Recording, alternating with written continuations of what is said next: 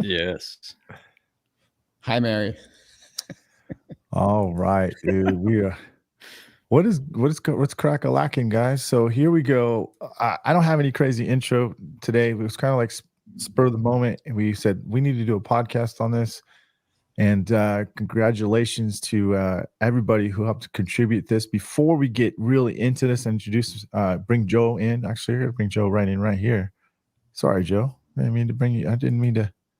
That's okay, man. How come you're not here? I got a face for radio anyway. All right, hold on. Let me put. Why did I do that? So, Joe, how you doing, man? Good, man. I'm doing well. How's your day going? Good.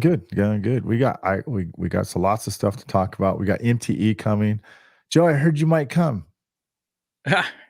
Where'd you hear that from? As a cardboard poster, dude. So cardboard That's cutout. just sad, isn't it?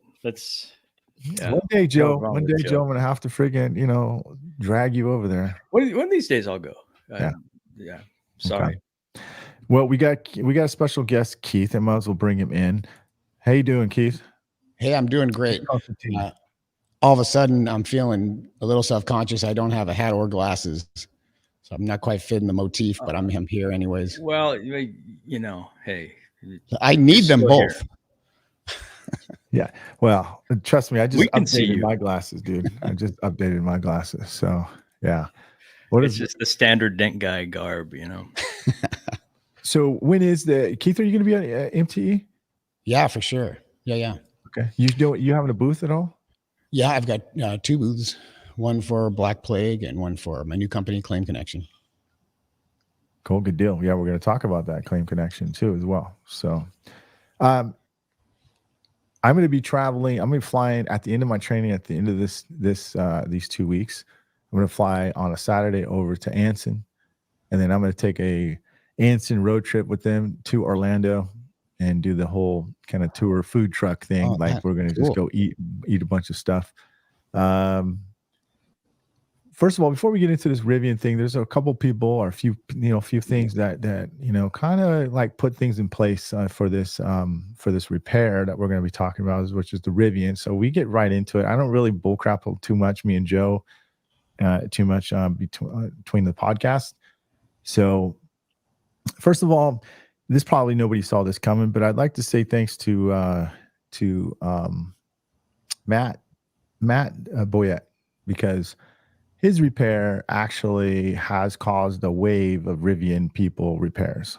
That got really popular, and it did us all a favor, regardless if you took advantage of the favor or not. Meaning, like if you use a price guide, if you play it by the rules, and you believe in the value of your service, I think you can get what you deserve, as far as as the quality that you can put out as a PDR tech.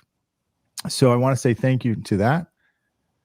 Keith, I want to say thank you very much to you and Tammy, because this is part of the podcast. Joe and I, we've actually put a lot of work into doing what we wanted to do for this. I want to thank you and Shane too as well, because you guys talked about this numerous times on your podcast about insurance journey, charging for what you're worth, all that stuff. Paul Corden, I want to say thank you to him. I'm probably leaving out a few people, but those are the people that actually influenced, all us to change the way we think and the way we believe in ourselves, more importantly, because we probably know it's probably about 80-90% mind, right? I mean, if you believe it, generally your clients will, everyone else will. But if you don't, I don't think you're going to have a hard time. I think you're going to have a really hard time doing that. So completely agree. Thanks, Keith. And we'll get into why later on with the estimating part. So yeah, for sure. I wanted to touch on one thing you said about Matt. I agree with you completely.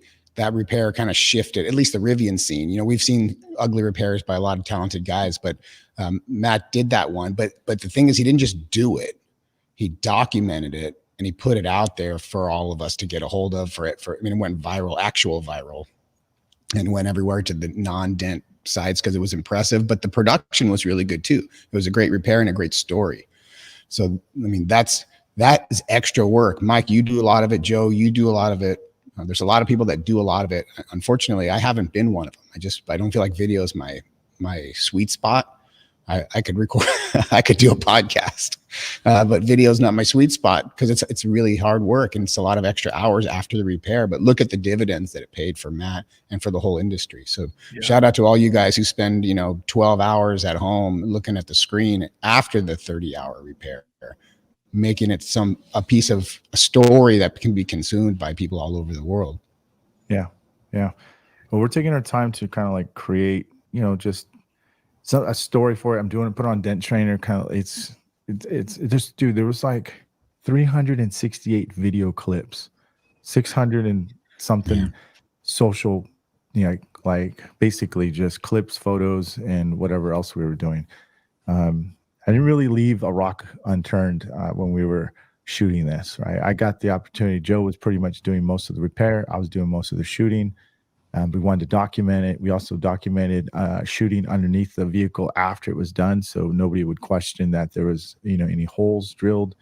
What we thought that there was going to be some, access points. There weren't any access points, and so that was mainly what it is. And if you guys are kind of wondering what we're talking about here, I'm talking about this repair here, and we can see that that's completely mushed. Right, it's actually spaced out.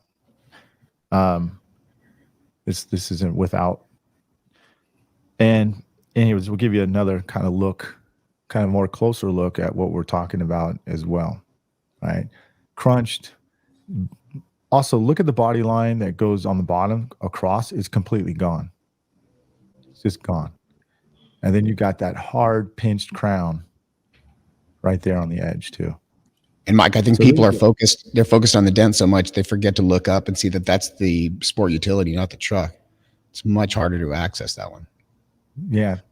Well, Scotto says too as well. Let me see here. He says, "Hey guys, thanks for Matt Moore has also spent some time in the Rivian manufacturing plant and is educating them on PDR repair method."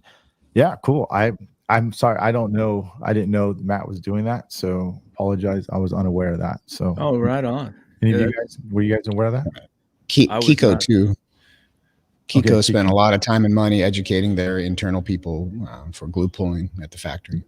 And the reason why I say that is because the big jobs that are coming to me, right?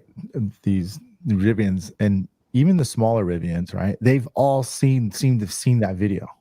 Yeah. Of Matt. They've all mentioned it somehow, some way.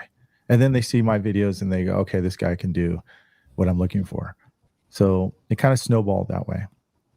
But I do want to have a kind of like a story of like why or how I got these Rivians, and some of them, are far away. And the last two, ironically, were the same exact model, coming from the same exact city, Fresno. So, yeah, I had a white one earlier. Just want to emphasize that people were wondering where the hell happened to the white one. I'm not going to get into super details, but I'm going to kind of give you guys the story of how ironic and how crazy this other one landed in my lap. So a white one comes in. This lady was very anxious to get it done. She actually went to Kent Clark to ask him if he can do it. He said, "I'm booked out for a month and a half. I can't do it. Get it done now." So she said, "Myke, can you get it done anytime soon?" I said, "Well, I could probably get you in this weekend, and probably if the insurance goes well, probably have it done by the following week." So she made the claim. She literally sent it the next day. It came to the shop, and we're talking on a about trailer, right? Yeah, trailer, right? Brought it down. I look at it. I'm all, whoa, this is a lot worse than what I saw in the photos. Right. Yeah. I FaceTime Joe and I'm all, Joe, look at this, dude. This thing. He's like, man, and we're both thinking, well, this is probably a power PDR box situation repair. I call Kobe. Kobe sends me pictures. He's like, yeah, this thing's a bitch to fix because you've got, you have to tear the whole thing out. It's pretty involving. Long story short, Sunday, I get a call from the lady. She's like, have you looked at it yet? How much is it going to be?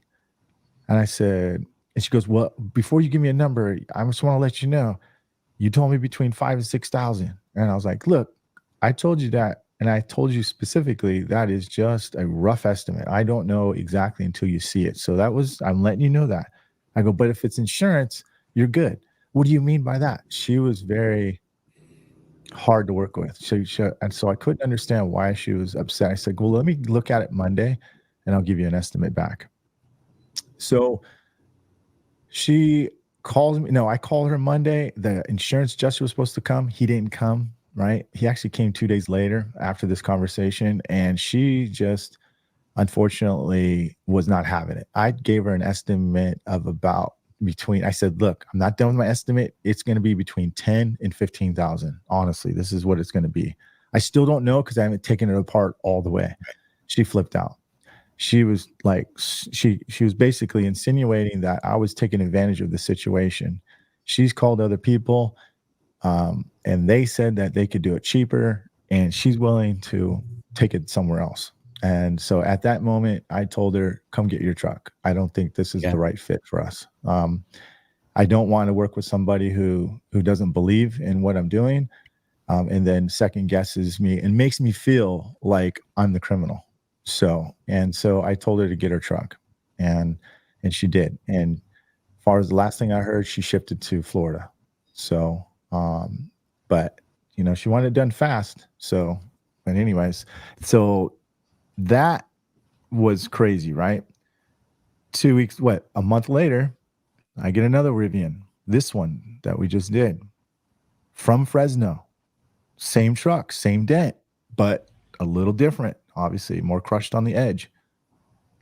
Totally opposite client. Totally opposite client. He drives it here. He has a whole different aspect about what he believes this should be. He looks at it. He's all, Myke, what do you think? And I was like, dude, I can't get this. I can't touch this for under $5,000. I go, matter of fact, I basically told him straight out because I was having flashes of that lady, dude. And I was like, you know what? This is going to be probably in the 10 to 15 grand range. I'm not going to name his name here, but he goes, wow, damn, that much, huh? He's like, I was thinking about paying out of pocket. And I was like, what's your deductible? And he says, it's 500. I said, it's a no-brainer. It's a total no-brainer. But I go, listen, Scott, I want to be very transparent with you. I noticed that you have some slight paint damage here. And I may have to make some access points to get to this dent to fix it because I know this whole thing's blocked.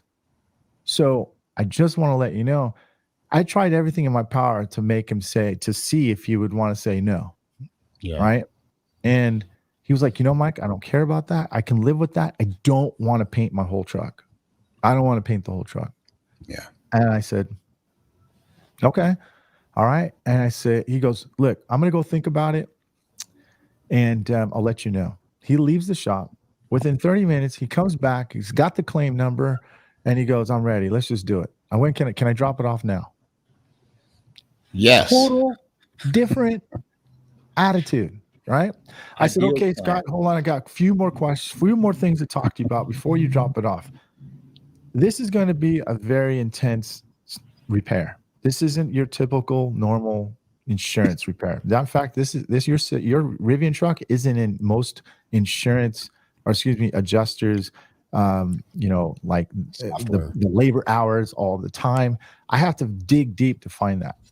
And he goes, okay. And I said, here's the deal. This could get awkward and challenging. What I'm trying to ask you is, are you willing to go to bat for me if the insurance adjusters drag their feet, or they're telling me to tell you to go somewhere else, or anything like that? Are you going to be on my side? Because this kind of repair, I would need a client to be all in. He goes, Myke, I got you. Don't worry about it. Whatever you need, you let me know. I was like, holy crap. Okay. All right. Got it in. Had him sign the God dang it, Joe. What's the name of that thing? The authorization to repair, direction to pay form. Yeah. Sent it over to Doc, had it docu-signed, right? Sent it back to him. 5 minutes. Bang, bang, bang. He had it all signed. Right? We're talking an opposite client of the other one, dude. Yep. Right? Yep. Right. So, and by the way, I did run into hiccups. Insurance companies wasn't answering me and all this stuff.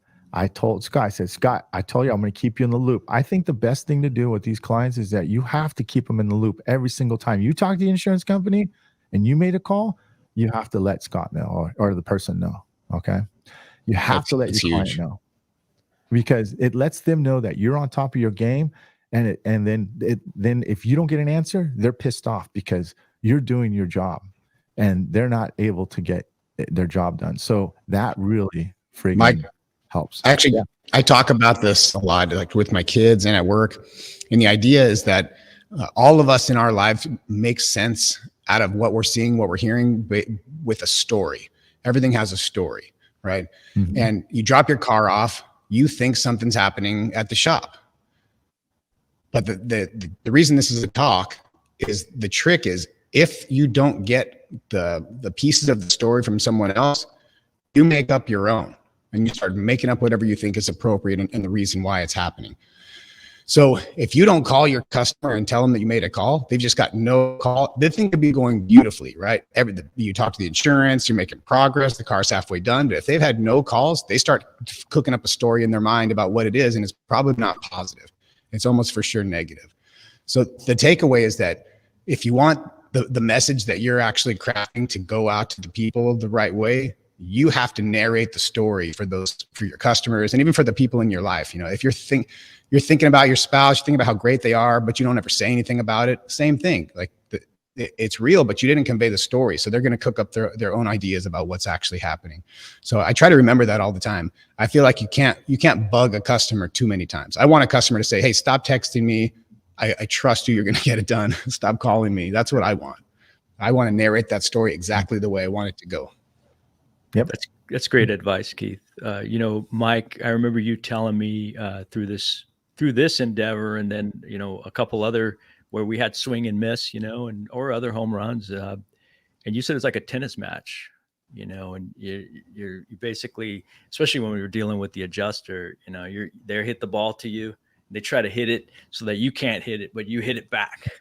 And they hit it back and you hit it back and you just keep hitting it back. And you make sure you hit the target, and they can't argue at some point. No, I honestly think that if you're going to have some kind of, you know, big repair, you need to have a client that's really, really strong with you and understands the circumstances and the prep work. I think these videos are getting more influential about it. Maybe somebody will watch, a Rivian person will watch this right here. You know, I'm pretty sure that there will be, but I think you definitely have to have the right client for everything to match up. Myke, your white one, let's dig into that for a second, because I think it's a really important lesson that we can all learn from it. I think, if you don't mind me saying, I think the way that one went wrong is putting a number on it before you really had the ability to put a number on it, just based on the photos. You know, and we're doing our best. We're trying to please the customers. We're trying, you know, we have a lot of experience. We've seen a lot of things. It's not a crazy question to ask, you know, so we're doing our best to give our best answer, but it's really a crappy answer until the car's in front of us. And a lot of people don't want to hear that. So I feel like the best way to make both parties happy is just to give a really big range, a big one. And say, you know, it could be as low as this, but it could be as high as this. It could be 2,000, but it could be 20,000. And I know that's a crazy range. I wouldn't be happy with that range either. That's why I need to see it in person. But that's the only number I could tell you that isn't lying on one end or the other. It's not it's a genuine range where it's going to fall. But until I get it torn apart and see what's behind it, I can't really give you a good number. But we're so in the practice of our small dents so many over the years. Those aren't that complicated, right? You can look at a 4-inch dent and you can get a pretty good number on it with a photo. All of us do it all the time. Myke, you've been doing it before. I even thought it was a good idea. But these smashes are different, especially if they're going to be a claim. And if you're thinking you want to go that route, you have to kind of shift how you think about the customer interaction from the first phone call. You have to be on that path. I 100%, I agree. I mean, I think that me and Joe were talking about it earlier, is that we have to understand the communication, like understanding. You have like a window of time to make sense to the client why they should make a claim, and then being able to say, I don't know how much it's going to cost yet. Right. Right. That's the hard part, right? The hard part is like, it sounds awkward. Why can't I give them, it doesn't sound right that I'm not going to be able to give them a price. Right. Right. So you want to try to give them a price without feeling awkward, without feeling shysty. You know what I mean? Like all that. And I think that's something I have to work on. I think all of us have to work on. Joe, me, you, Keith. I mean, nobody has a perfect formula. Maybe Paul has something better down to that aspect, which I'm sure he does. But the other part is getting comfortable saying that, right? Or conveying that. That's the hard part, is being comfortable in your own skin and learning how to, and then believing it, right? It is. That is the truth. It just have to make sense. I've talked to Paul Joe. I've talked to Paul quite a bit about it.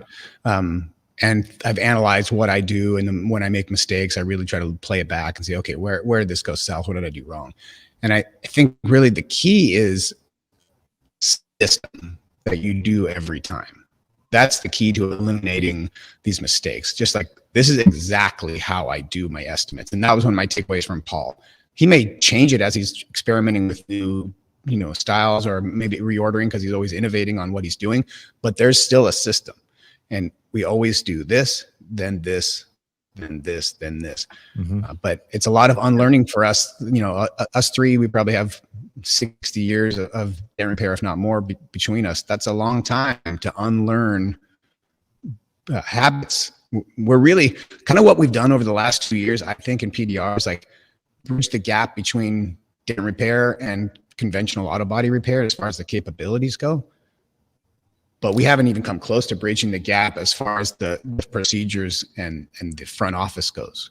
A million miles behind. Yeah. Because we're still the guy holding the tools, and we're trying to do the front office stuff, and we're just not good at it. So what I was advised too from my friend who runs a very high-end body shop in San Diego, he said, Myke, first thing you do is take the car in. Once you get the claim down, you take the car apart. You take it apart, regardless if you they owe you, they're in it for you on that, and so that kind of locks them in. You don't. Scott says he doesn't ever gives a number, right? He educates the claim process, gets it signed. See, and I know John Scotto here is actually, he's running his PDR shop now like a body shop. So he's very detailed. Yeah, I'm willing to bet John's got a process for his estimates. Well, his dad, just by that statement right there. His dad was in the collision business for a long time, right? And so I think it fits perfectly now that we're getting into paintless collision repair now. Obviously, I don't like that word as much as we've been trying to find different terms for it. But speaking of this, before I forget, too, we haven't talked about T4 in a while. No, yeah. Well, the thing is, another show, a whole show at the top. I used that with an adjuster already, Keith, and it helped. Yeah. Thanks, Sean. Well, I want to do a whole show on this topic because what up, Sean? Because I'm excited about that, but that'll eat up a couple hours by itself. But anyways, in 5 seconds, it's a new term to describe fixing dents that bigger than 3 or 4 inches. Yeah. It's not PDR anymore. No, that's right. Tension-based, factory original restoration method. Doug Hillius is in the house. What up, Dougie? Doug's the sleeper shop up there. So here's what I talked to Michael Glidewell. I sent a message to Eric Gars, and I think I've mentioned this to you already, Keith, right? And Joe knows about this. So, what would help in the insurance wise? I know not all of us have CC1, but PDR needs to be broken down in the line items, like not just one big fat chunk of it. Okay, it was $13,000, and here's the factors that go along with it. But if the factors aren't the line items themselves, meaning your body line was $235, lateral tension pull was $875, glue pulling was this, the body line fixing part was $475. That's what I would like to be itemized, shown, because doing a percentage, I think it's a great idea. Doing a percentage just doesn't. It's kind of like just throwing in everything, dude. You know what I mean? So it's kind of sales 101, Myke. Like when we're doing, I was just hey, what up, Ren? Jason Ruben's the guy who got me into PDR, got me my big break. So shout out Jason. Cool. Yeah, yeah. Right on. He was my roommate. We went to high school together. Wow. I But I didn't was know just that. talking to one of my guys. Yeah, yeah. Hey Keith, just want to let you About know that. Hey Keith, sorry yeah. to interrupt you, but you're really gurgling a lot, dude. So I'm not sure if you can get a Well, better connection. that's because I have a cold. Oh yeah, yeah. Right now all together. But I'll come up on the mic a little bit. So what I was just talking about with one of my guys in here with Sean, actually, about selling retail. When people have multiple panels, right? You close the first one, and then you close the second and the third one, because when you slam it all together, it's overwhelming and it's hard to make sense. They have too many questions and they usually just flame out to go somewhere safe about it instead of make a decision on the spot. And it's kind of the same idea. When you produce an estimate that says repair dent $9,500, nobody can wrap their head around that, because it's just, what is it? That's a lot of money. It's like the price of a car. I don't understand. I don't understand any of this, and they get confused, and then they don't want to make a decision. But you're right, Mikey. There's 1,000 steps. I mean, probably literally 1,000 steps, especially on the dent that you guys did, from heating up the glue gun to applying the glue to applying the tab, removing it, cleaning the panel. You know, so many different things that you're doing to actually complete that repair. It would make sense to line item everything out. You know, in addition, we're already doing R&I stuff, but you know, engine pull, like you said, this initial, that detail work, this cross-checking, that, right? Just all of a sudden it makes sense. It's a grocery list instead of a big giant pot of gold. Yeah. No, that's basically why I was saying that. Joe, you got anything to add to that?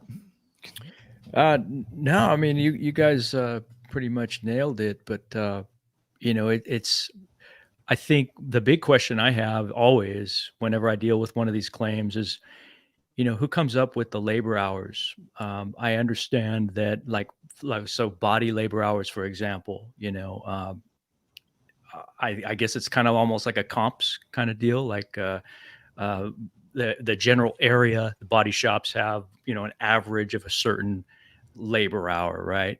But who comes up with that? Who decides that? And why are we PDR, advanced PDR?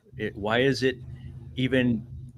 Why are the two considered the same when we're dealing with a claim? Because, you know, arguably you could train a guy to do body work, you know, a body man, and have him working professionally within a week. I know a lot of guys are going to hate me for saying that. You know, I'm not saying he's going to be great at it, but he could technically start there. PDR is a different game, to retail quality anyway. You know, it's going to take a lot longer. It's going to take a lot more effort and a lot more innovation and equipment. And so at some point I'm seeing, you know, the potential for, if we're going to be putting line items, maybe we look at our own, you know, average labor hours, if you will, if that's the language they want to see it. Yeah, I think I think that's a pretty, because they're always going to go, well, what's the industry like area of your labor rate? Unless you're I think we're different though, because you got high end body shops that charge like $150 an hour, dude, like, you know, for their labor rate, and $250 for like machine, like whatever they call it, mechanical labor rate. So yeah, I think it's possible. And Alex says he has a good question, but do you think basically in summary is that, you know, do you think PDR will go DRP, or the insurance companies will want PDR to go DRP down the line? And do you think it's going to affect the jobs? Yeah, I do. Alex, I do down the line. I think once it starts going mainstream, they start seeing repairs like this, I think they're going to try. Yeah, for sure. What do you guys think? You said that a while ago, Keith. I think I remember hearing you talking about that years ago, that the instant that somebody can, they will. Of course. And they wouldn't be bad if you fill it. Keith, Keith, some PDR company will be a DRP with one or all of the major carriers, but the fact that our industry is so splintered into tiny companies, I guess a Dent Wizard could do it if they're really good into the body shop game, or if like a Caliber Service King acquired. Keith, Choose.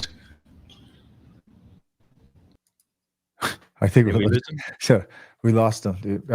Hold on a second here. So, well, we'll just let him come back and do that. But Barry said, did you advise your customer the repair might not work out and might have to be pushed for paint? And how would that work for the insurance company?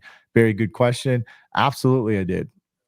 100%. Because I told him, I said, look, this might not come out all the way, but I knew the risk. And he said, Myke, if you can get it 90% or better, I'm going to be happy. But be fair warned, if it doesn't come out as good as that, or doesn't look right, you're not going to get anything. And I was totally aware of that. And that's how cool he was about that. That's how well I understood it. The communication was 100% perfect. Okay. So I really crossed my T's, dotted my I's on this one. So I mainly because I learned the big lesson of that white Rivian that came in before that. So I had one of the worst clients and a situation that unfortunately she made worse and worse and worse, and some things on my part where I learned that I can't give on damage like that a general cost. I just can't do it. I have to say, I think the safe bet to say, and I think Joe and I discussed this, is it's going to be over your deductible. It's going to be higher than your deductible for sure. I just have to look at it, to be honest with you. And if you want it done right, we're the best fit for that. We know that judging by the photos, we think we can do this, but I need to see it in person.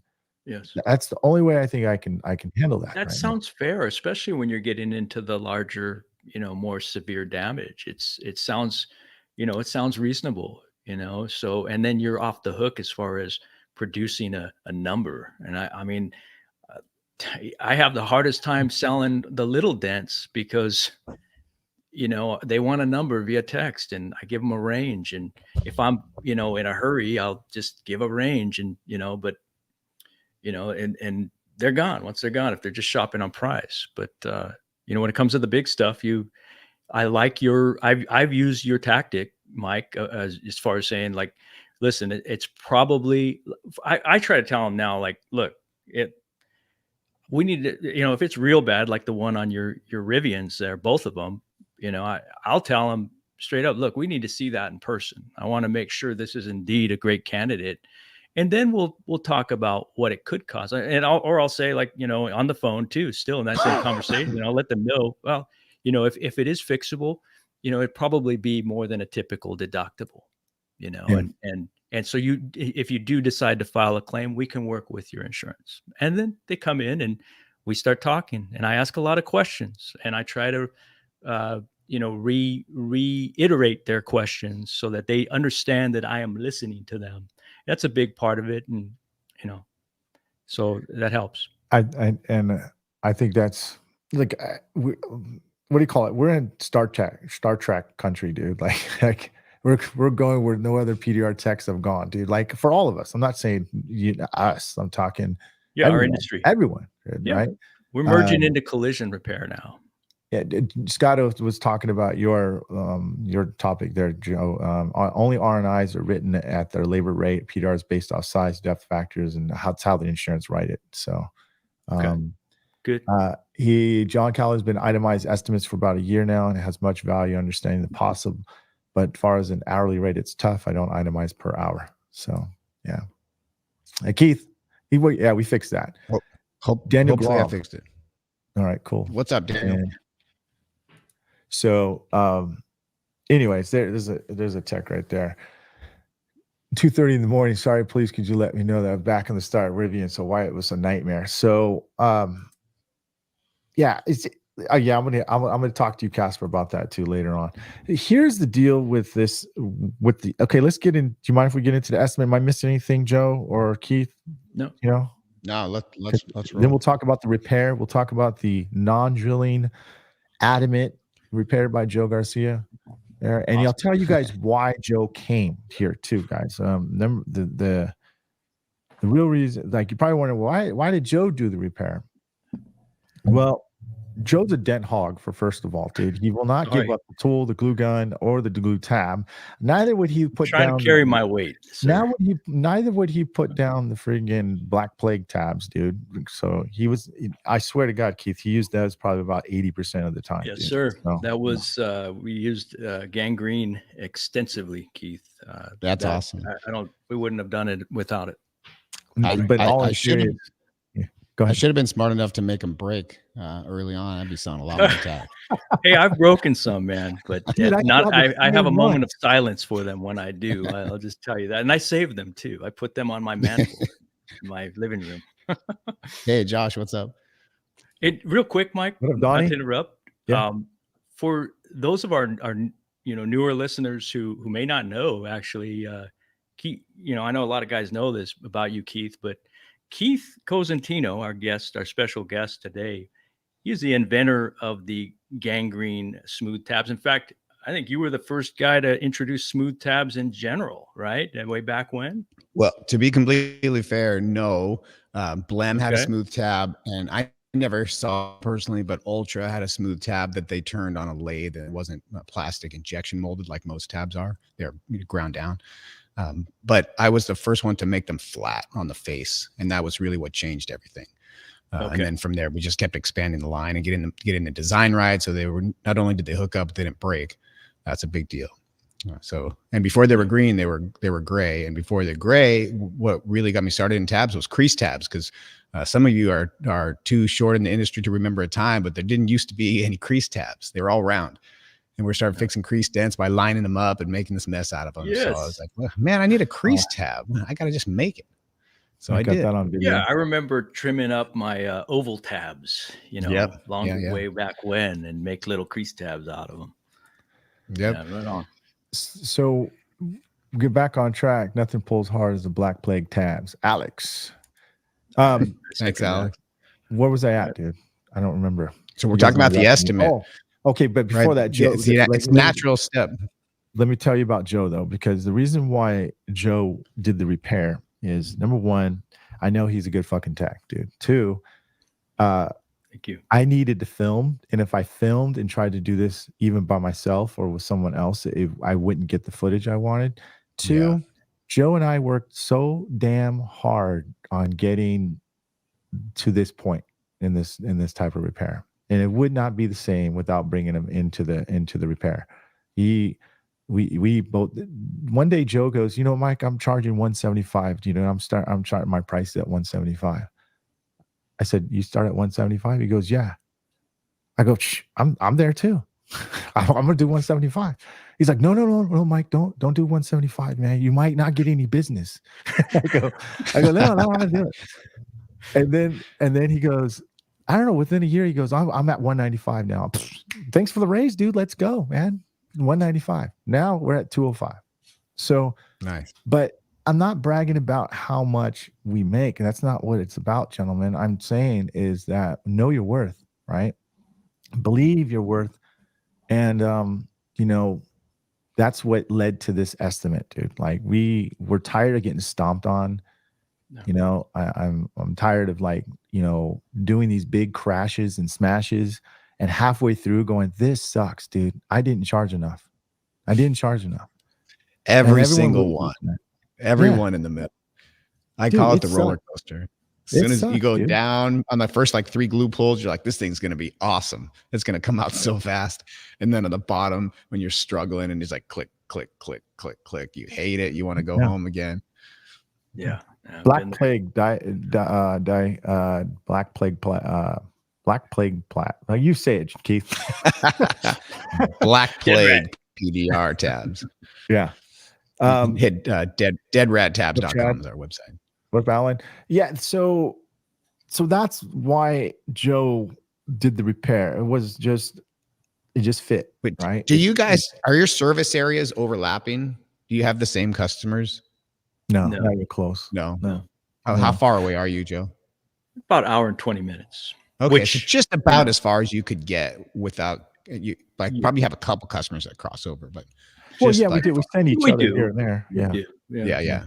But it's, there's a lot of ground to cover, and urban sprawl and a a lot of dent guys too. Yeah. You know, Just- when you get in the head trash of like, oh, I got too many competitors. This market, these guys are all stealing my work. Just go on the freeway, look around. Man, there's so many cars. You know what? Dude. Yeah, you are so right, Keith. I mean, sitting up there on a overpass, watching, multiple freeways and just cars everywhere out here. It's like, what? I think we'll be all right. We'll be fine, Yeah. dude. Yeah. Scotto, you're 100% right on that. 100% right. Here's the deal. So let's talk about the estimate process right here. So I get the okay to do the repair, and first thing I do is call Joe. Say, Joe, we got another one, dude. We got a heater, dude. We got one, dude. And Joe's like, well, because Joe's always apprehensive, right? Joe's like, can you want to show it to me? And I show it to him. He's calculated. He's not apprehensive. Yeah, I can see him going. There you go. I evaluate my opportunities. So anyways, he goes, well, what do you think you can write it at? And I'm like, I don't know, but it's definitely over 10 grand. I know that because this is it's not even any better. It's just different than the other one, but just as complex. Right. And so I start writing it, and I'm like, man, I don't think this is worth enough, dude, for this. So I write it on my Mobiltech RX. Mm-hmm. And I call Keith. I said, Keith, I got another one, dude. And Keith goes, what do you mean? And I go, I got another Rivian. He goes, okay. I go, it's another SUV Rivian R1S. He goes, okay. Same spot. Okay. Just as big. Oh, no. And I go, guess where it's from? He goes, Fresno. And I go, yep, Fresno. He goes, shit.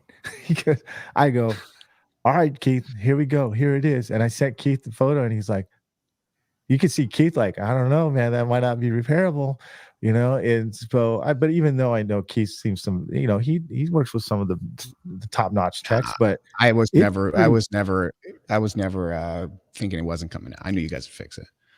Yeah. We all had doubts, dude, at one moment, dude. So anyhow, I said, all right, Keith, let's do it. He's, well, what are you thinking? And Keith, I don't know yet, but I'm thinking between 10 and 15. I go, you know what? I don't know. Not 10, not doing it for 10. Dude. Mm-hmm. He goes, well, you could shoot for 12 and see if they give you, maybe they'll shoot you down. Maybe you get 10. And I was like, yeah, that's a possibility, but I don't think I want that. Let me write it up. All right. And I come back to Keith and I say, look, I want 15. He goes, yeah, you want 15? And I said, I want 15. Why do you want 15? And I said, well, look what we got to do to this thing. We might have to take this whole thing back off. There's no access points. I know Joe, he might want to try to glue pull this whole thing. So I might be here till next year, dude. So let's write it for a good cost. And he goes, okay, well, let's do it. So I write my estimate. I can't get it in mobile. I'll be honest with you guys. I couldn't get it to 15 grand to a Mobiltech RX because obviously you can go in there and just override the number and put what you want. But what you're saying is with the way it's built, it wasn't going to spit out the specialty pricing, right? I'm talking the specialty pricing, the one that's starts at $300 for the first inch and then $100 per inch after that. I think it came under 14 grand. So, and people are going, well, why do you think that it was worth 15,000? Based on the cost of these cars that are fixed, how much time the client's going to save, how much paint they're going to save, how much the insurance is going to save, and at the end of the day, how much we're worth it, right? I mean, it's an interesting question, Myke. Do you even have to answer it? Is the question that I would think? No, you don't have to, but I'm answering for myself. These people are probably thinking about it. I know. But it's like, when you go into, I don't buy Tiffany's products, so I guess I have for my wife, but I don't buy some of these super high-end stuff. I don't buy Louis bags. But when I go in there, they don't spend an hour trying to convince me that the price is valid. It just is the price. And if you don't want it, like, most people are going to leave without buying a bag, and they're fine with that, Yeah, that's right. You see, Doug's has a good explanation, dude. Advanced PDR needs to come up with some sort of labor rate or value that combines our skill set. We're all of those things. Yeah. Good body shops have great bodymen, great prep guys, great painters, and insurance understands how to pay the process. We possess all of those skills in one skill set. They got paid per hours of each process. So, Right. yeah, agreed. So you couldn't get it high enough on MTRX. No, I couldn't. So I called you, right? And first of all, let's introduce. Like I called you, people are like, why'd you call Keith, and why? Right. What's going on here? So can you want to clear this up? Like understand like why? Yeah. And before you say that though, I did send an estimate to Dent Ops to see what they would come up with. Okay. Yeah, they're a great company. And they sent an estimate, and it was unfortunately way lower than what I wanted. Okay, so there you go. So go ahead now. And that's not their fault. Nothing to do with them. Right? I'm not. Yeah, it's not a that'll put down thing. We'll talk about that in a second. Yeah, it's all new territory with these Rivians too. Number one challenge with Rivian is they don't release any numbers for their stuff unless you're a certified shop. So if you're not certified, you can't get the R9 times, part prices, nothing. So they're really protecting their certified shops, making it hard for everyone else to fix them. So what I started doing is, just like a lot of us over the last couple of years, I've seen the light with speaking to the insurance companies in their language, aka CCC. Most of the time, a couple of insurance companies use Autotex or Mitchell or something, but most everybody's on CCC. So I've noticed when we submit in CCC, the approval process is much easier. Kind of back to your original point that my estimate used to say fixed dent $900, so they don't know how to plug that in to their processes. They don't know how to pay that. I have a belief that all adjusters' goals, almost all of them, I should say, is to get their job done and not get fired, in that order, right? Maybe in the other order, not get fired first, do their job second. Some of them act like they're paying their own money out of their pocket, but most of them, they just want to process the claim and move on to the next one and not get in trouble for doing something outside of the actual processes. So in the process of me learning that I can use CCC through DentOps or some other translation company, and MTRX does them, some other independent companies have done them. I've used all of them. And they were great on some. And then when the adjusters came back to me and wanted me to justify the line items, especially if it was written conventional, I couldn't do it. I didn't even write it. So they asked me questions, and I look like and feel like an idiot because I didn't even create this estimate. I don't know what it says. I don't know what I want 4/10 of tint time. I don't know how to tint anything, Yeah. So I'm like, this isn't the way for me. I understand CCC is the way, but this isn't the way for me. It's not how I want to represent my business. It feels a little weird. So I wanted to fix the system for myself. So I found somebody who's got 20 plus years in the conventional auto body world, working for DRP and non-DRP shops. Brought that person on board full time. Her name's Tammy. And then we formed a company together. It's called Claim Connection. So now at Bullseye at my company, if I get a claim, I take the photos, I submit the information and the claim number to Tammy. I just slide it all across the desk to her. She's going to be the one that writes it. She might ask me a few questions, or in the submission form, I'll tell her, this is how much I want for this car. And she'll figure out how to plug that into CCC in a way that makes sense. And she completely interfaces with the adjuster on my behalf. I don't have those conversations anymore. I'm just the sales guy and the dent repair guy. And she does all of the arguing, the justifying, the calling 52 times, following up emails, all the stuff that we hate to do. So that's why you called me, because I said, hey, Myke, I'm piloting this new service a few months ago. Joe, we did some for you as well. And I wanted you guys just to test it for me and see how it worked for you. And we learned a lot of lessons, especially on your claims, Joe. We learned a lot. Yeah, me too. We didn't do as well on some of those scenarios, and we can talk about that too if we want. But, yeah.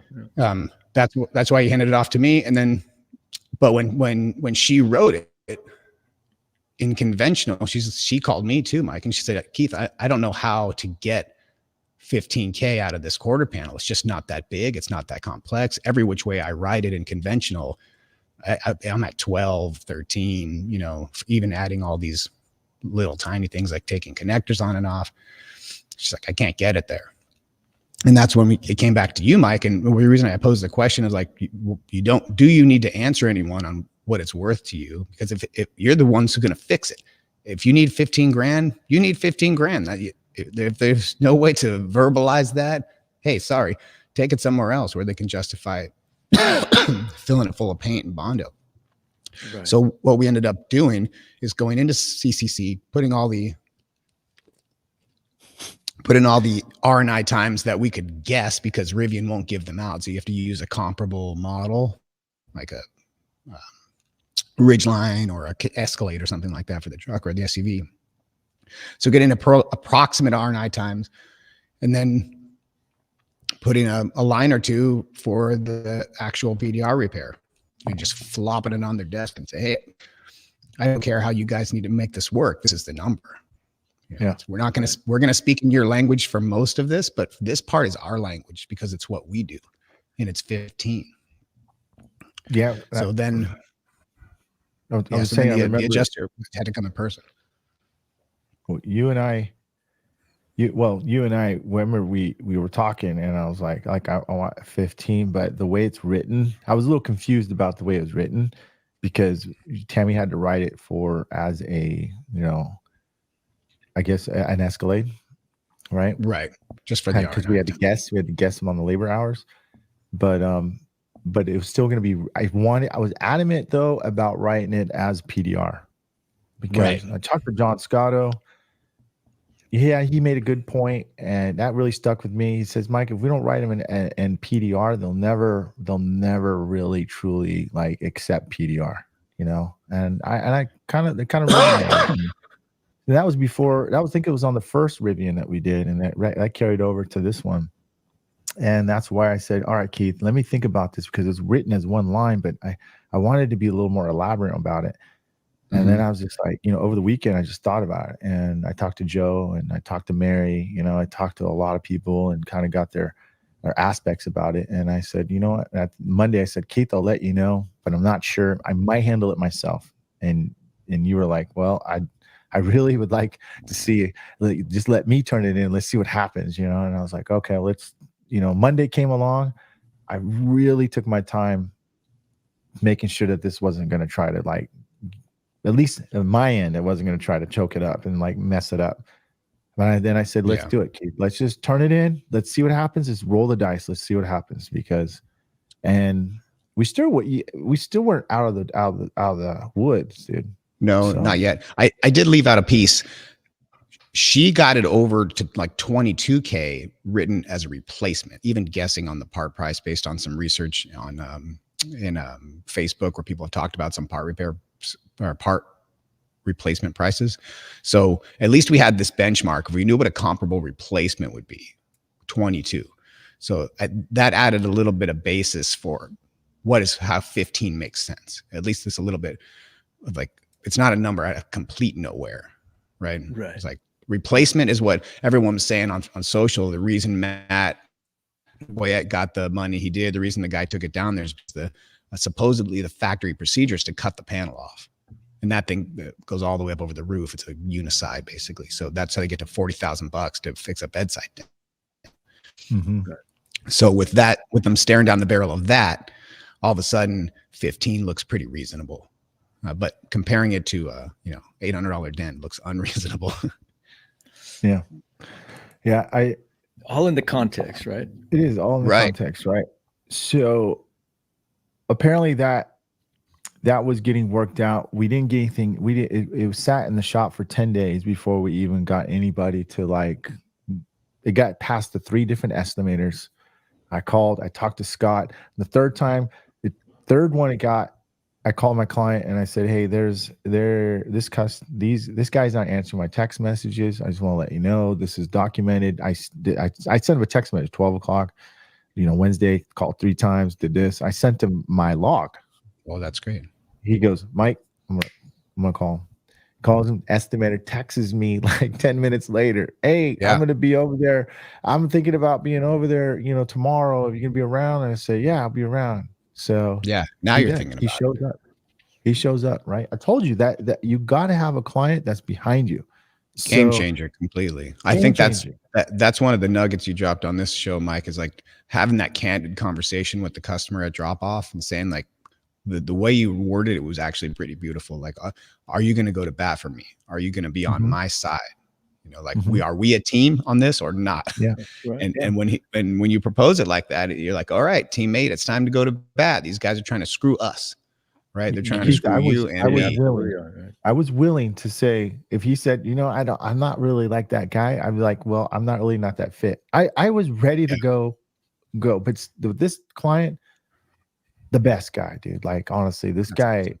he don't Doesn't it fart make you around. want to Like do like the world's best repair for people like that? Like when they Absolutely. just absolutely, dude. they Yeah. appreciate it so much, you just want to every last little ripple. You're like, no, I'm going chasing that down. Yeah. Well, that's truly what is at the heart of all this, you guys. And it's not about greed. This is about innovation and about allocating the resources in order to do our best work because we are passionate about what we do. And I know that's kind of not there. There's people that think we shouldn't be proud of the work we do, but I would argue that the best PDR technicians are the ones who are proud of their work and Oh love what yeah. they do. Yeah. All right. So that made a difference. So the next day, the insurance adjuster came in, and this is where it gets funny. So he comes in, clipboard. He's super nice guy. I mean, I'm having a unicorn situation here, right? I don't know if it's how much of a unicorn it was, but anyways, he comes in, great attitude, like, "Hey, Myke, how you doing?" And I've seen this before too with great attitude guys in the Yeah. beginning, right? And I'm like, Mhm. "Oh snap, here we go, dude. This guy's It's too a nice, setup. dude." Yeah. Oh well, he's looking at the Rivi, covers it, and he's talking. Oh, is that your bike over there? Yeah, he's shooting the small talk, And I'm thinking, oh, he's just small talk. He's gonna shoot me down here, dude. Anyways, he's looking. I got Rivian covered because I don't want any scratches on it and whatnot. And he's looking at it. He's like, okay, so what are you looking for this? I go, 15. He goes, 15? 1,500, we could do that, dude. And I go, no. I go, 15,000. And he goes, 15,000? I go, yeah, 15,000. He goes, huh. Let me do some research on this. He goes, I don't see any of the times in here. He's trying to look for the labor rates. He's trying to look for the all that stuff, Right. dude. And it's not in there. And he goes, it's not in here. I go, I know. And that's not in here. I go, do you know much about these Rivians? He's like, not a lot. And I go, well, these things are very expensive to fix. Like for you, collision. I go, I heard just the bed is 10,000 just to get the bed. It's a unibody. You take all this stuff up, and he starts looking, and he starts looking around. He's like, yeah. He goes, Myke, let's let me get a powwow going with my peoples, man. I'm gonna get a round table going, and I'll get back to you in a couple days. And I was like, okay. He goes, what I'm gonna do is I'm gonna look at the average repair for these type of Rivians. And I was like, okay, go ahead. Like I kind of had a good feeling after he said that, right? Yeah, that's the fairest guy in the country right there. You got. Yeah. So he comes back 2 days later and says, okay, Myke, I got you $15,010. Did he come down? Like, did he cut 100 or 200 or anything off of it? Did he give you Yeah, he every cut penny? like some of the bumper stuff off, dude. Because he wants to give some of the bumper allowance to Scott, so our client. But They kind of no big deal. they kind of have to do that. It's in the name of their job, right? Adjuster. I know. They have to adjust it. If they don't adjust it, they're not doing their job. And that is precisely why Paul Corden says always start high and heavy Yeah. with your estimate. I believe it. I mean, like it's it wasn't easy repair for sure. I mean, it took, if you guys want to know how long it took 32 hours to do that. I just remember we stayed till about 9:00 Friday night, stayed till almost 1 or 1:30 on Saturday night or Sunday morning, came back, finished at 1 p.m. on Sunday. So that's straight.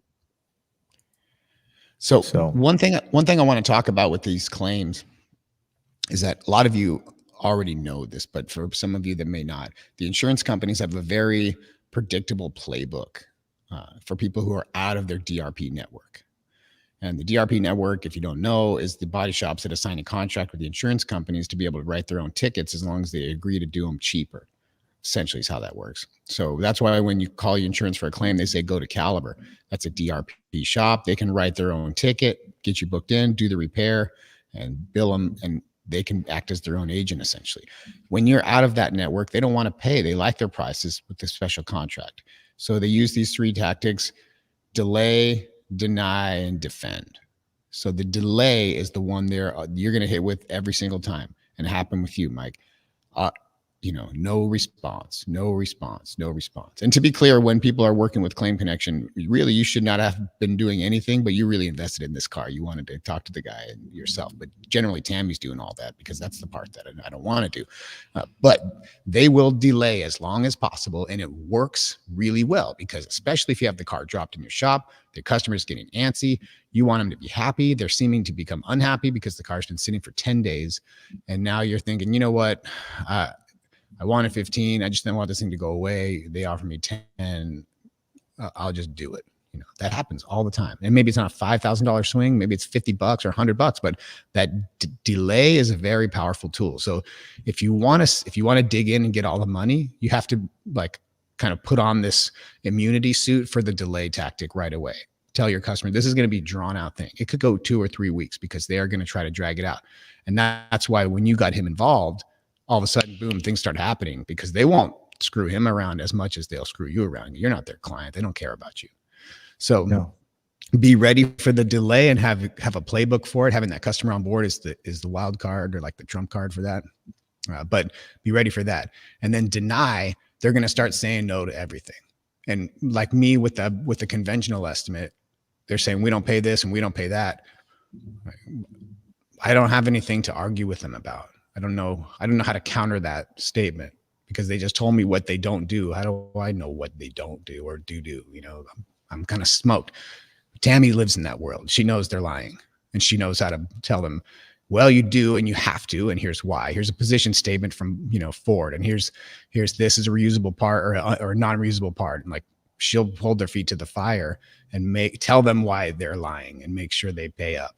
Right. And I'm not equipped to have those conversations. And if I had a bigger company, I probably, if you have somebody in your office who's supposed to do that stuff, that's what they should be doing and learning how to do. But if you're an owner operator kind of guy, or you're just really high level tech and you don't want to be on the phones all day, you need somebody who knows how to do it. So delays, one, deny, and then they're going to defend their positions, but it kind of falls back. You have to know how to tell them they're lying. We're keeping records on certain insurance companies have paid certain things in the past, and then again they say they're not going to pay it, and you produce paperwork and go, well, you paid it before, you got to pay it again. So it's a game for sure. You have to know how to play it. It's like you're running onto a football field. If you don't know the rules, good luck making any progress. Bring a knife to a gunfight, right? Yeah. Keith, is it fair to say that if you want the big dollars with the insurance company, I mean you pretty much have to look like a body shop? Or is that exaggeration? Look as in how you act, or look as in your physical shop appearance? Everything across the board. Delivery, presentation. I think yes, from the perspective of we're basically trying to be this. We're trying to be the same industry. If you want to stop, if we stop calling it conventional auto body versus PDR, if we just talk about auto body repair, the industry is already established. There's an office with people who work in it. There's people who do administrative work. They talk on computers and emails to other people who talk on computers and emails. And then there's guys in the shop that actually fix the cars. That's kind of how the industry works. I'm not saying it couldn't be reinvented, but that's how it works right now. And so if we're trying to assimilate ourselves into that industry, it makes sense that we would try to do the same things that they're already doing. It's like if you open a hamburger joint and you say, hey, the only way you can order hamburgers here is on horseback. That's really tough. That's not how people order hamburgers right now. I'm not saying it couldn't work, but no, it's a good point. So yes, I agree with you. You're kind of trying to create the same systems and processes for everything but the actual repair. Like, Right. your dream shop, Joe, would be a closed down body shop that you can Yeah. convert over to PDR, right? You want everything that they do, you want it. Even the paint Exactly. booth, probably. Yeah, absolutely. I But almost just, went that route early last year, I actually. just want to fix them differently. I just want to fix them Mhm. differently because it's better and it's more, And and it's fun, and it puts less garbage in the landfill, and it's just better for oh, the and car. Everything is better about it. yes, yeah, and I mean, and that brings up a whole other uh, great benefit or advantage, if you will, of what we're doing here. I mean, that car is an example. The uni panel, two bedsides, and a or two quarter panels and a roof are all one piece. Imagine all of Right. the waste that we prevented doing that. And we need to as an industry start educating the consumers on that right there, because that's a big deal, across the board, whether people want to admit it or not. And I'm not a fan of the government ever getting involved in what we're doing, but listen, if your state starts to put mandates out that, hey, this is too much waste created, that could be in favor of PDR. You know what I mean? Yeah. Does that make Yeah, sense? it does. So yeah, essentially trying to recreate those same processes is how we're going to get to a similar level of compensation Yes. to what they're getting for conventional stuff. I do have to say, I've learned a lot about the industry and about legality. And in California, us California techs, we have a really, really important requirement that I need to make sure everybody knows about, because I didn't know it, and you guys have learned it working with me. But uh, essentially, in the California, we have the BAR, which regulates everyone working on cars, and then we have the Department of Insurance, which regulates insurance companies. And in auto body insurance claims, the two arms are kind of overlapping a little bit, because the insurance company has to play by the rules of the Department of Insurance, but as a repair shop, you got to play by the rules of the BAR. And the BAR says specifically, whatever way you write that car is the way you need to fix it. So if you submit a conventional estimate and then you do a PDR repair, you're technically in a violation of the BAR, and they have the ability to shut you down right away, just to make you cease business until you fix whatever it is you're screwing up. Now, we all know that fundamentally that is incorrect. The owner of the vehicle can choose how and where their vehicle gets fixed.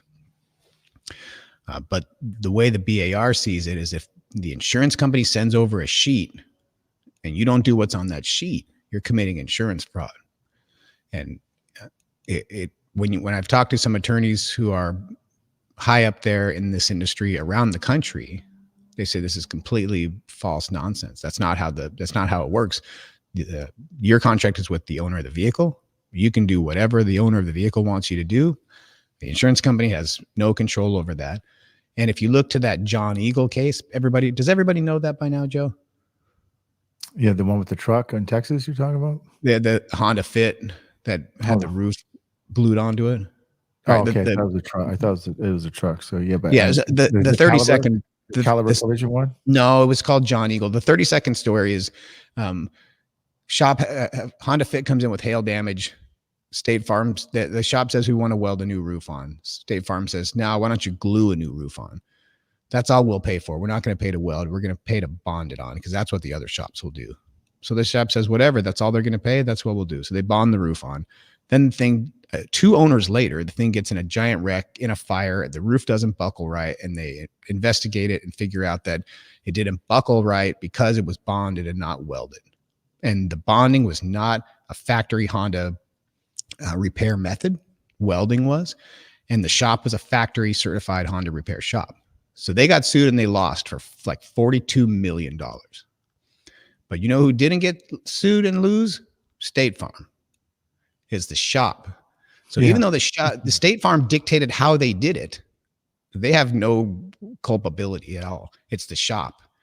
So the idea that that insurance company could just tell you, write you a sheet that says, cut a hole in the roof and put a new thing in there, and you're committing fraud by not doing that. That's a nonsense idea, right? So I think that the rule that we are abiding by with the BAR was written when there was only one repair method. when it's auto body is going to be a little more simple.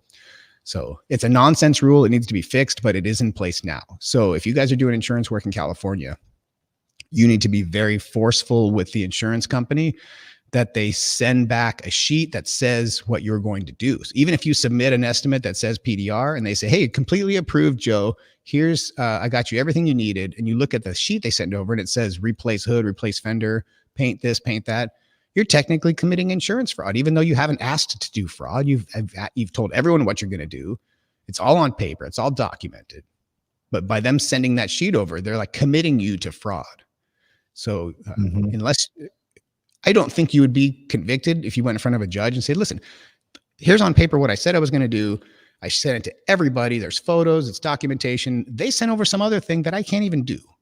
You know, there's no intent to defraud anyone on my side.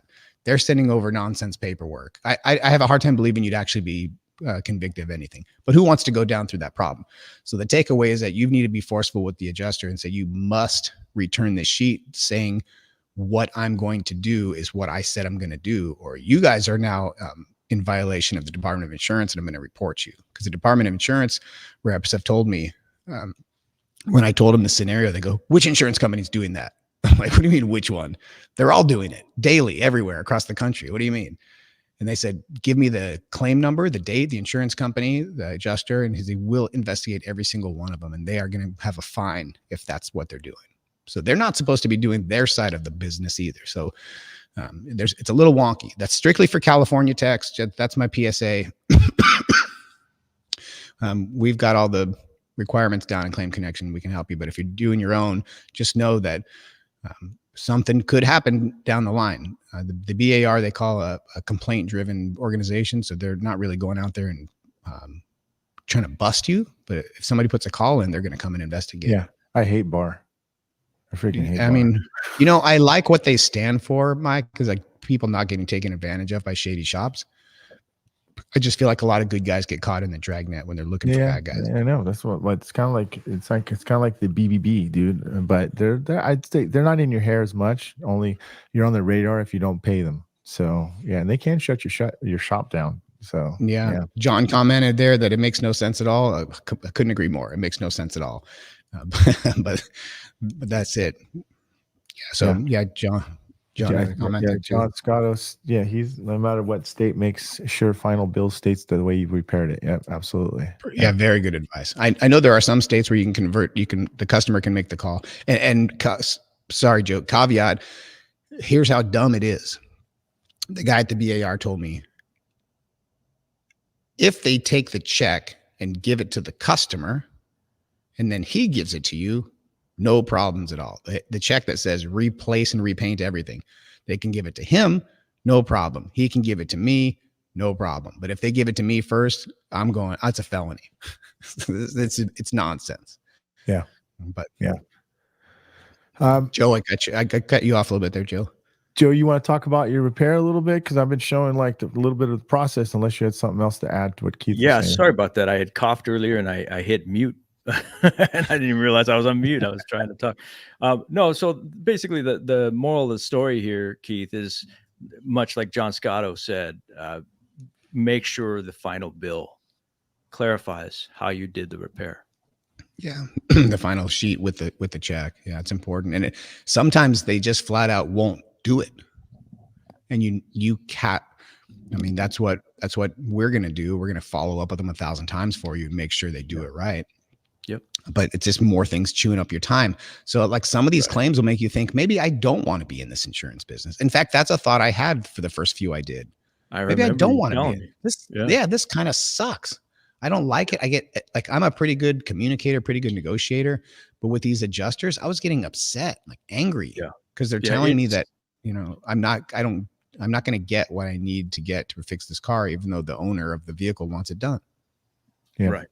Yeah. Right. No, it's alienating and it's totally foreign for a lot of us. You know, I mean, we are, our whole industry is moving towards collision now and minor collision, you know, on the lighter end, but you know, it's growing pains and, you know, this whole subject here of this Rivian is like the fruit of our labor. We've had a lot of swings and misses, you know, Myke and I, and you have too, Keith. So Yeah.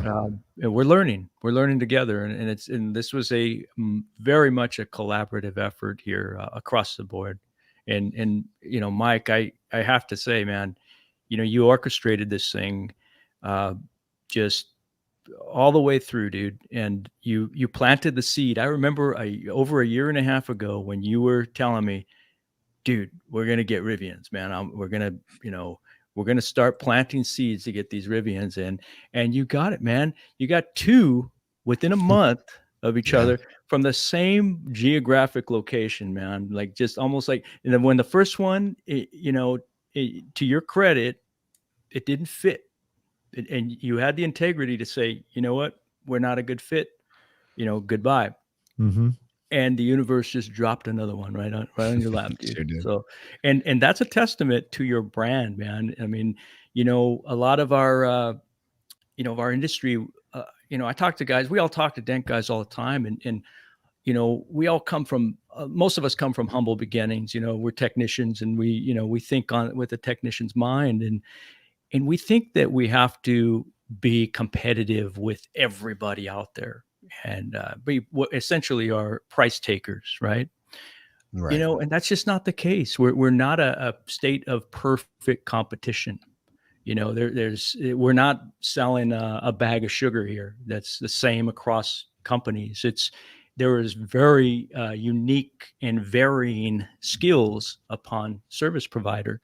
And if your brand is strong, you're actually closer. And if you can communicate to the consumers and now the insurance companies what it is that you do, and what the results are, and how you do it, and if you can communicate that through your video or through your marketing, or even just talking, you're pretty much closer to a monopoly, because like in Dent Time's case, only Dent Time can produce a Dent Time style of experience, customer experience Well, for their clients. listen, man, I hope this record gets broken, dude. I don't even know if it's a record, but I hope this is just the beginning for many It's PDR the techs. 4-minute mile, Myke. Yeah. Yep. Yeah. Yeah.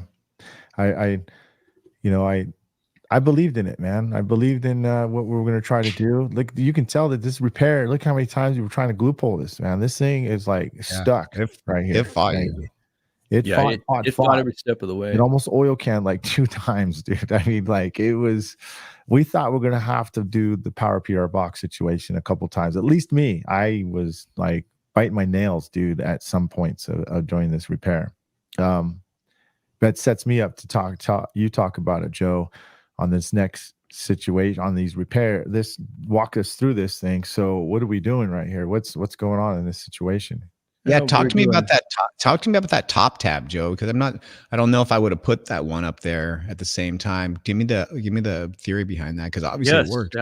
Absolutely. And I love hearing other perspectives, by the way, especially, you know, from yourself, Keith. I know you're no slouch at Smash Repair, man. So to answer your question, my logic on putting that round tab up towards the top, if you remember seeing the dent, you know, where at the very beginning, there was a slight, it almost kind of came into like the shape of a triangle, you know, and we had a very broad part of the dent up where that round Kiko super tab is.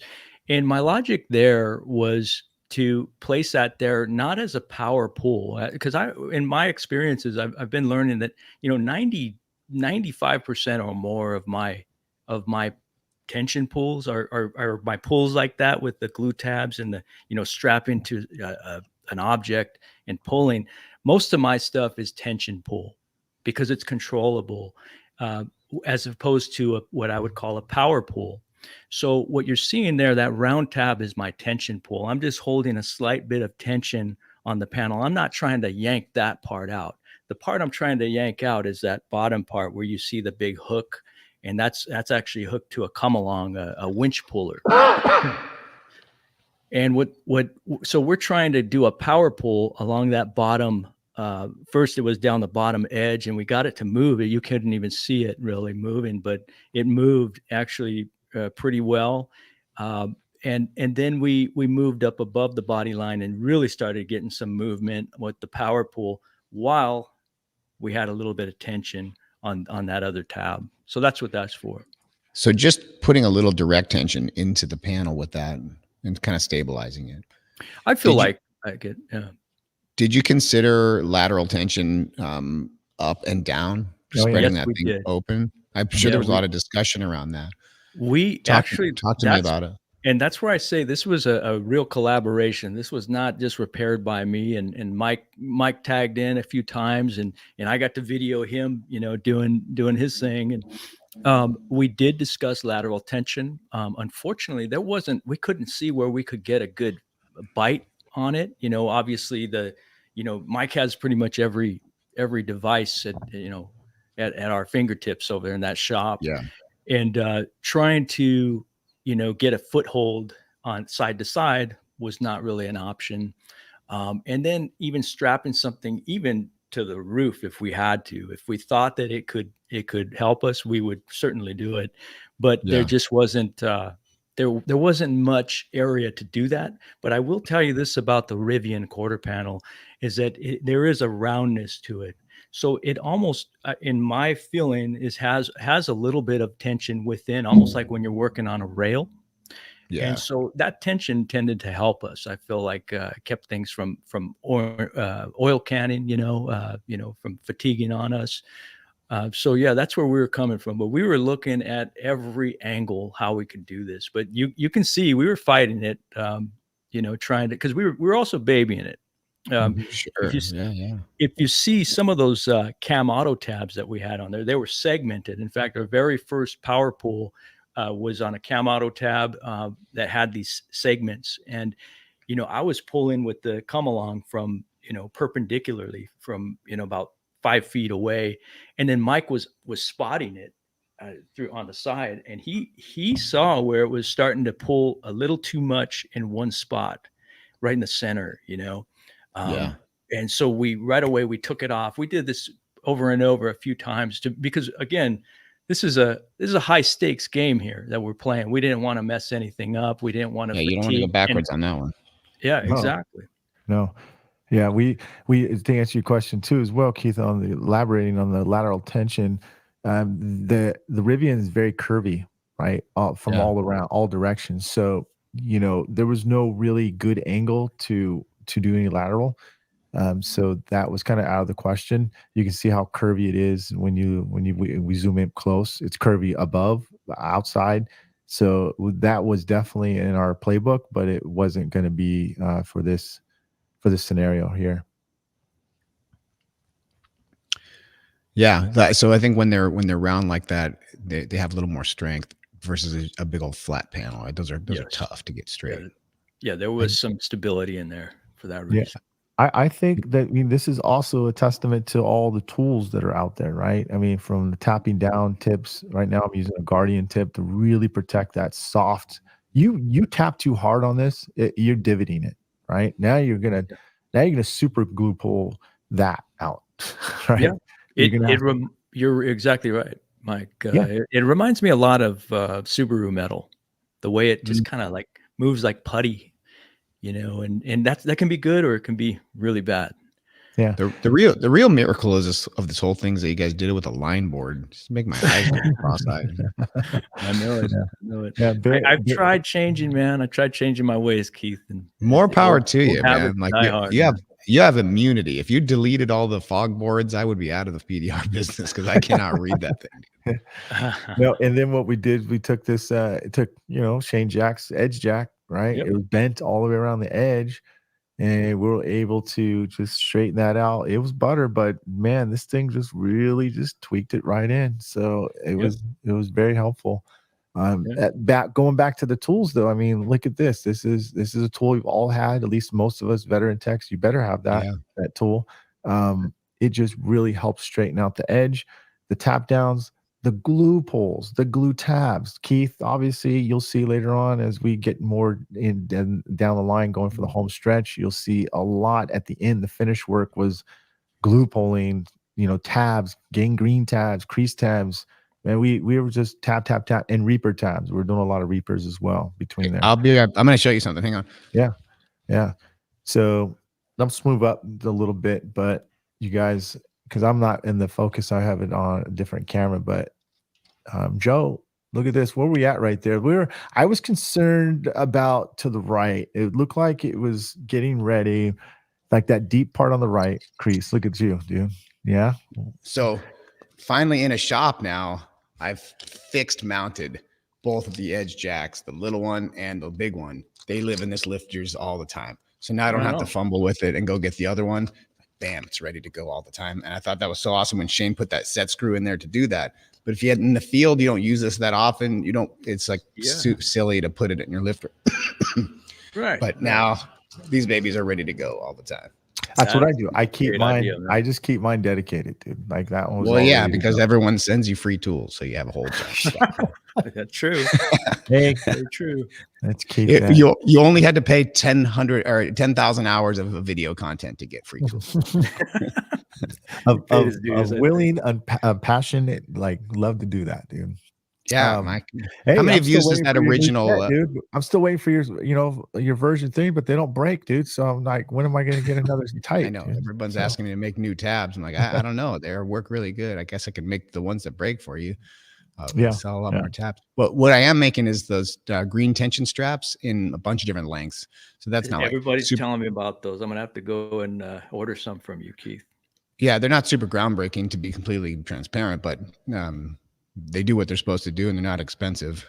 But I only had one long one. Now I have like 5 or 6 or different lengths.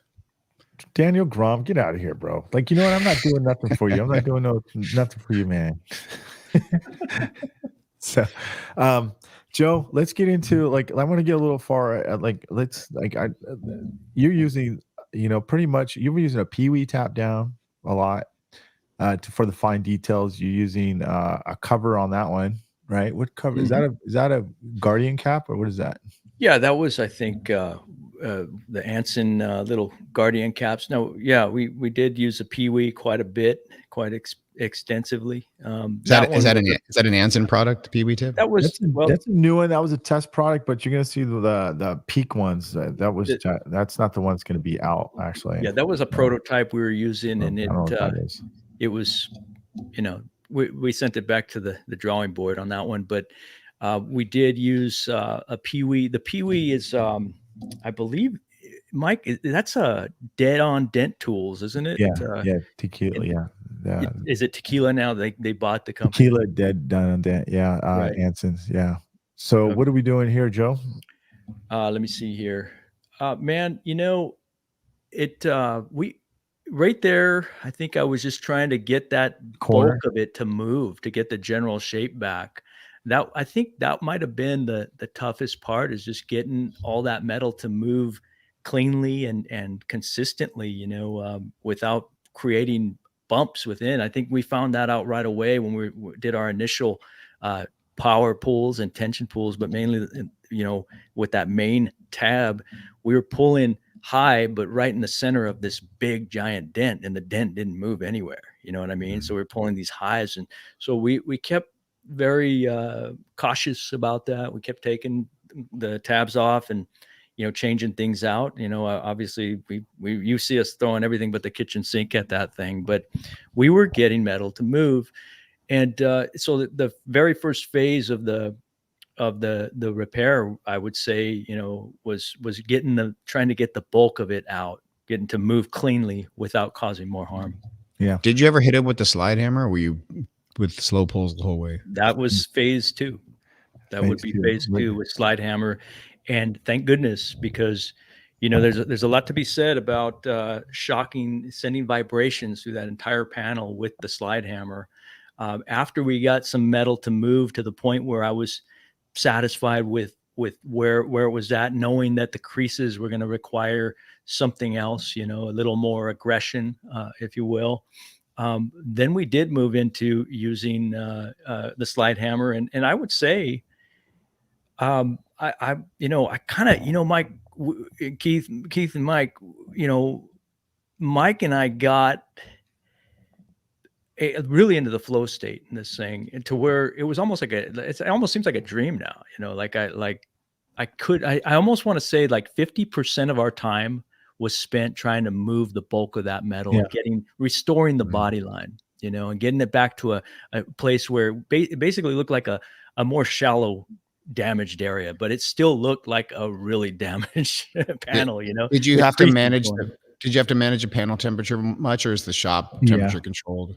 Yeah. We managed the heck out of that temperature. Yeah. We So had I that. think speak to that a little bit, because I think that trips up a lot of guys on these big loopholes. They just don't get them to hook up right. So there you Okay. are measuring Yep. temps, right? So what are you looking for? We were, if you notice, the glue we're using is red, and that's a product called Dent Out Red. Keith, Yeah. about it. I'm not holding that against you. Yeah, I know. Hey, you know what? It's a great product, actually. I- Dent Out Red is good glue. Listen. I like it because it works. It's about the strongest, in my opinion, at 90 to 100 degrees. It pulls really well at that temperature, and that's basically with the panel pretty warm, considering that I think Mike's shop was probably what, Mike, like 70 degrees. You had it in there, Yeah, and I had the heater on. I wanted to make sure that we had good. We didn't want to pull any paint.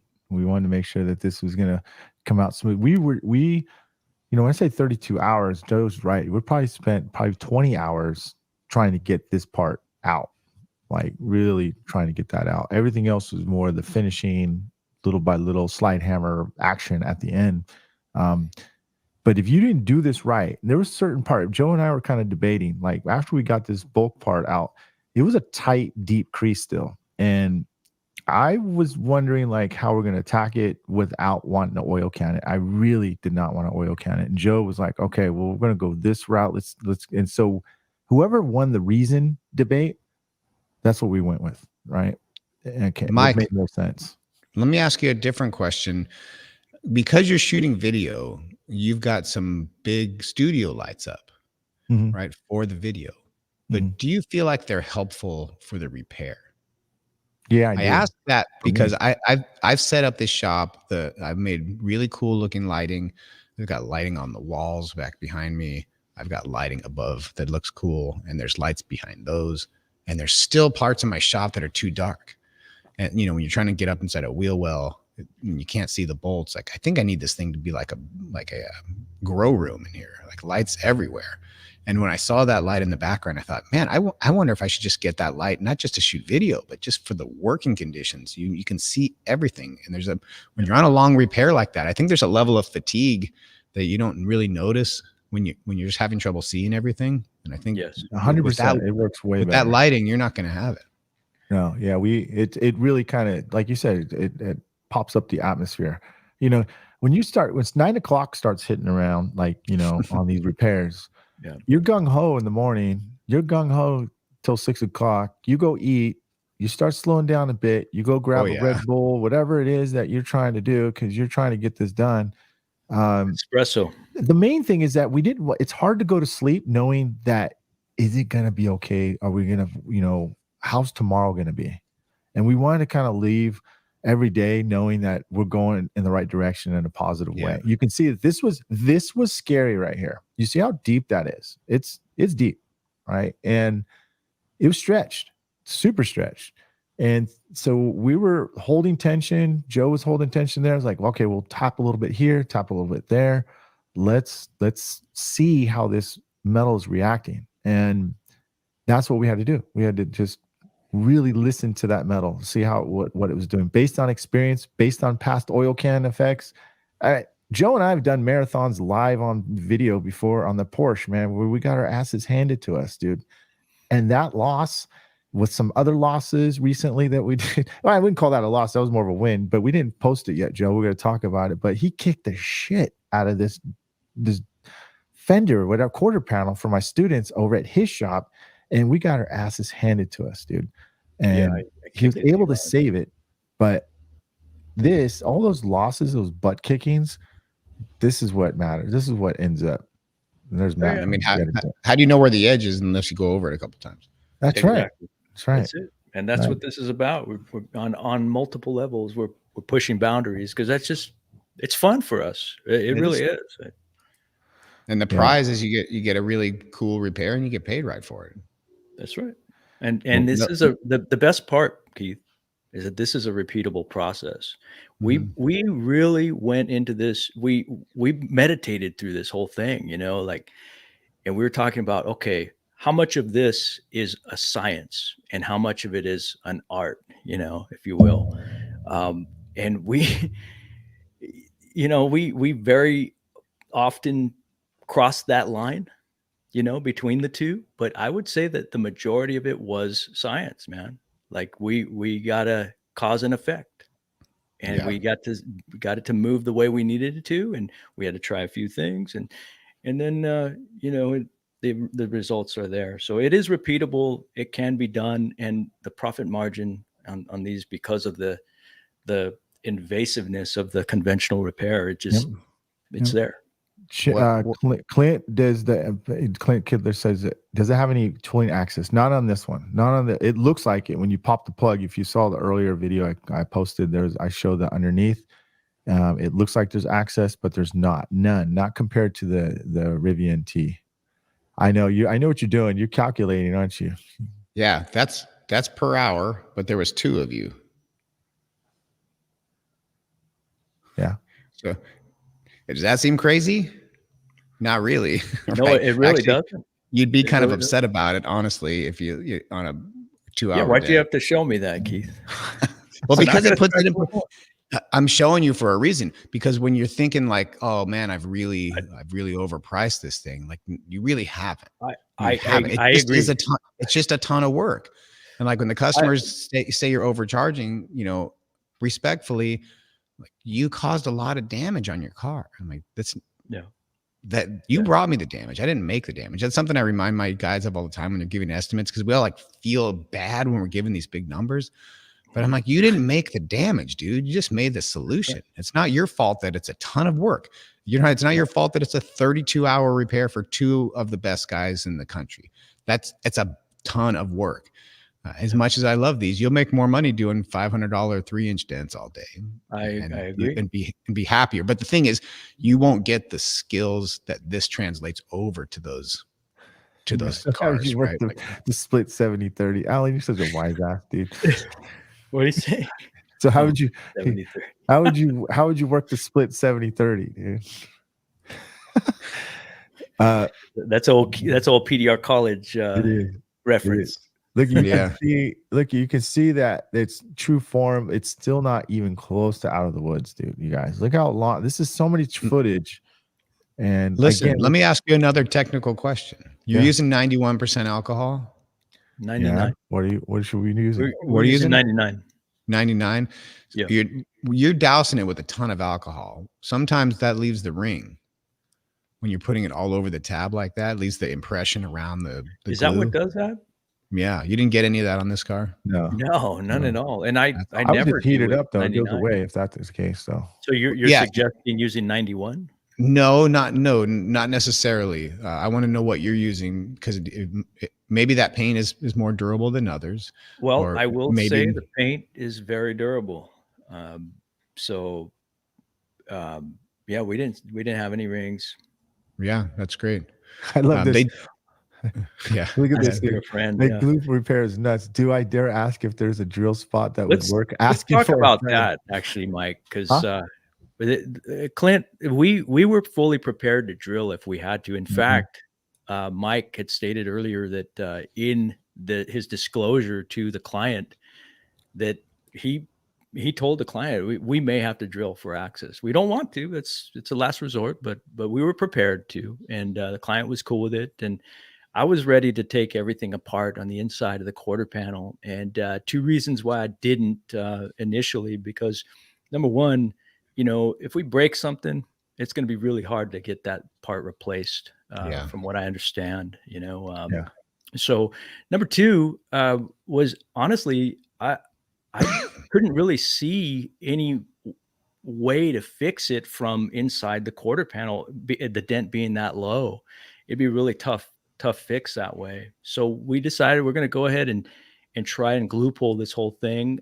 My experience with a couple other Rivians is that the metal is much like Subaru metal to me.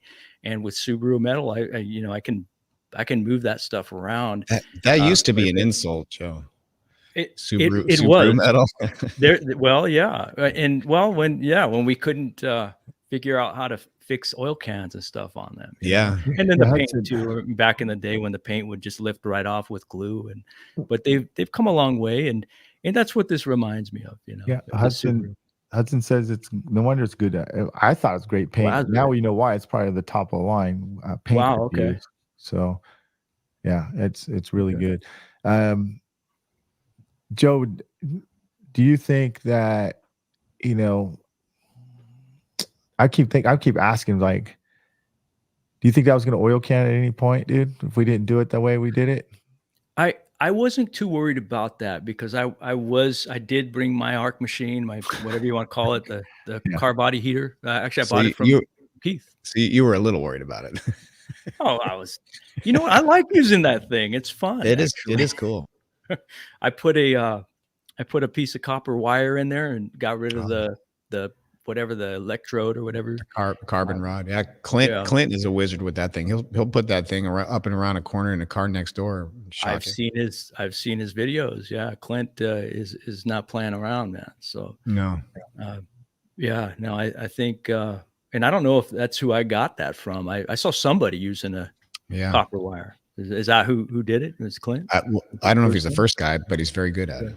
Yeah. Well, I have found great use in it, and I was fully prepared to do it if we needed to. Honestly, you had mentioned earlier, Keith, about like, getting fatigued and, on these marathon repairs, and it really, Myke and I discussed that from the get-go. We were very strategic about this. We talked about, okay, how do we not fall into the quicksand on this? Because we've all been there, especially trying on these. And how do we avoid falling in the quicksand? And how do we keep momentum, when we start to feel a little demoralized in there? And, it was like a meditation to some degree, but we had to, keep it going, keep moving, and strategize how we were going to do this. And the other side of this is that we reminded ourselves, this is a service to another human being. This is a guy's car. He has a problem. We are trying to solve a problem for him. We have the solution for him. And we believe in our hearts that this is the best solution, the best possible option.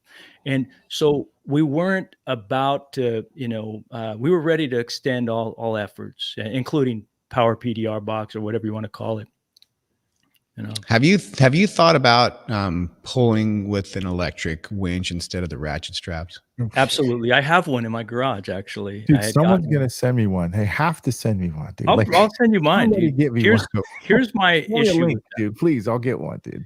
We had a gentleman named Tony Rios, actually, from Texas. And he, about like a year ago, he showed us a winch, electric winch, Harbor Freight. He mounted it up to the back of his truck on a post on his trailer hitch, and he's power pulling the heck out of these things, and it works. And I got one, and the only reason why I haven't used it yet is because, like I told you earlier, Keith, I am not doing a lot of power pulls, man. I'm doing mostly what I call I do tension pulls, and the power pulls, when I need it so far, the winch puller seems to do the trick. It's kind of a pain in the ass to use, to be honest. But it's so digital, right? It's like it's pull and then loose. And then, so you don't get that finite. Imagine if you could only push tools like that, where you had to go crack, crack, crack. You would never get the dent clean. You know what I mean? So what we're doing is much more, much smoother in and out. And I think that electric motor, so Shane's been experimenting with one in his shop, and he said this is like 1,000 times better to have that smooth pull. So we're actually rigging up a complete system in the floors here at my shop. We're going to be able to put electric power, with my camera, laterally and directly at the same time. So 3 different winches pulling. So I'm excited about that. I'll do some videos and stuff when we get it all installed. But you see Joe's? Yeah, I'd love to see it. You see? Yeah, I saw Joe's. I talked to him offline about it. It was an inspiration for me. My shop doesn't lend itself to that particular setup. It's a smaller shop. So I was going to do that. I had planned on it, and even Joe's got the plans, but I think I need to do a more modular system here in the floors. Mm-hmm. And that's what's beautiful about this is the possibilities are endless, really. I mean, this is new territory. And so you're going to see all kinds of stuff. And Myke and I talked about this years ago, like this is the result. All this innovation is the result of guys getting paid better, Right. of having the guts to ask for more. And that's what really is at the heart of this whole Rivian repair, is the innovation and pushing the boundaries. And what can we do? What can we, how far can we progress with this? So I'm proud of that. I'm proud to be a part of that. It's less to do with the ego about we fix this awesome dent or whatever. No, it's just the growth, right? We learning something on the administrative side, learning something on the customer side, learning something on the technique side, and then at the end, everybody's happy. So it's a total win, and it really is. It's really cool that you guys put all the extra time to share it with everybody else, because it doubled the workload for this thing to make it into a movie. Yeah, I mean, that's a lot of work. Yeah, it was just for bragging, though. I know there's a selfish element. You guys will make a lot of money from these marketing pieces in the future. They're going to guarantee that more of these things come to you. Yeah, and you're setting a precedent for the future charges, right? Like when another one comes in, like, hey, here's the sheet. Paid. Well, let's get into the black. Look at we got some of these. This is what helped pull that body line out, dude. So this was phase 2. Yeah, this was phase 2 where we started using the slide hammer. And I'll tell you, because of the slide hammer and the green tabs, the gangrene tabs, those were that was the muscle that really brought that body line out. Started shaping it. Yeah. Yeah. That one pit, that one deepness, that deep spot right there that you're working on. That was the one that I was like, ooh, that one. You got to get it right or you're going to get it wrong.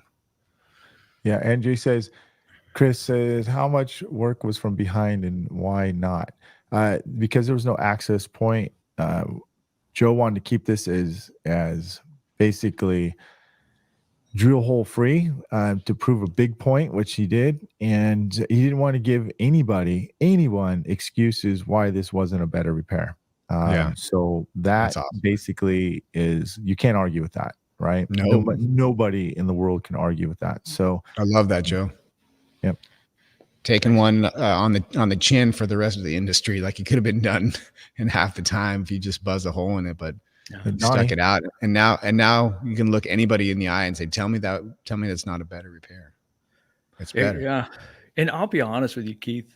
I maybe it's just me, but I feel like I can do much cleaner work with glue, and getting a tool in there and start pushing around, what you're getting is you're getting push marks. Okay. So you can soften the tip. That makes sense. But you're also not getting that vibration in the panel that the slide hammer puts through, especially with a dent like this. You're pulling on that crease and you're bringing that crease out, aggressively. But what it's also doing is jolting the entire panel. And so in the old days before glue, I would get tunnel vision working on a dent, similar to that, where I'd be concentrating on that real deep part of the center, and then I'd have the center all perfect, where the deep crease was or whatever, and then I'd stand back and you see this big wave that was still left over, right? And those things are becoming a thing of the past now because of what we can do with glue, both with the tension, introducing tension into the panel. And then of course the jolt of the slide hammer, just sending those vibrations through the whole panel. And it shapes that panel. I think it's similar in the way to, like Shane with his, blending hammer, telling us, trying to educate us all years ago about, on the roof rails, and it just sends like this vibration through it. And the metal, the steel, in this case, this was a steel panel. The steel wants to come back. Yeah. And we have a lot better understanding of like the dynamics of a complex repair, which parts are important, which parts aren't, which parts you're worried about, which parts you're not, like that. you had that blue tab up top. Somebody might have got a hold of that and really pulled it, and it wouldn't have been the way to go. Even though, like, your tendency might have been to put that big round tab like about 8 inches lower than that and just rip the bottom of that thing out, and then you're going to lock the bottom up. It's just stuff you learn after, failing a bunch of times. Absolutely. Yeah. Well, you see that. Okay, Keith, I know you don't know how to read reflections. This one, barely your own, but let me see. But you see the tight lines in the middle? Yes. Right in the middle of the screen on, Yep. Right. And then below you see a wider lines, right? Going towards the body line, right? There was that's locked pressure right there. Scared. I thought this thing was going to oil can at this point, dude. So I was concerned, not scared, but concerned, like big time. Sure. So anyways, there's a lot more to this, right? And so, I mean, we had to go back to size like Joe. Let me do some pressure releasing over here just to help metal flow there. Joe went to the bathroom, so I snuck and grabbed this thing real quick, dude. But no, he's filming. But honestly, we were concerned about this whole thing. Joe was concerned, but he was fearless and going into this, a different direction. You have your tabs there, literally. We used the heck out of your tabs, Keith. Awesome. In fact, there's that tab right there, that little guy who I've had a lot of good luck with. CT26. All right, CT26. The GCT, actually, the green crease tab 26 millimeter. That one's the real hero of a lot of repairs. Okay, so that little guy was a hero because we actually heated it up, and because we couldn't get a foothold into the deep part of that dent on that body line, so we heated it up and bent it to the contour of the little dent there, the deep dent, and then let it sit. And one thing that I have to mention, what we were doing, you mentioned heat earlier, Keith, is we were getting it up to like 130, 140 degrees, both with a heat gun, and then Myke has a really cool infrared light that we were warming up the whole panel and keeping the whole panel nice and warm. But we were heating the area that we were going to glue to about 140 degrees. And along with heating the tab. Yeah, so that's pretty hot. We got an idea for you. You see that tab? So we heated it up and bent it. And so we need curved tabs now. We need curved crease tabs that go it's coming full circle. Back to curved tabs. Yeah, we need curved tabs, dude. You know what, though? I will say that I think a lot of people sleep on modifying their tabs for the specific dent. Like bend them, cut them. They're disposable little units. Like you could bend a crease tab like crazy, either in any dimension. Like you can bend them, like the Kiko body line tabs. You can bend the straight ones like that. That's what we did. That's what we did. That's what I did. Cut them short. Or bend them like this to go into the contour of the damage. Totally. Absolutely. Well, hello there, Minnesota gray duck there. I almost called him a green duck. What's up, John? Hey, John Kavanaugh's in here. We used a lot of these. We used gangrene a lot. We used some reapers, obviously. I think and then we used the Kiko tabs. We used we did. Who's the Kamado? Mm-hmm. Yeah, so mainly the tabs we used.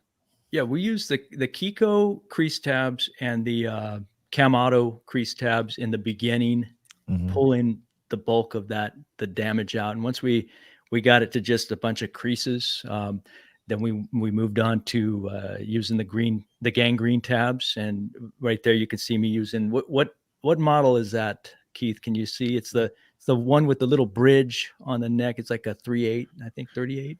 Yeah, probably GCT. Oh no, I'm sorry. That one's not it. Yeah, that's the 26. The different one. Yeah.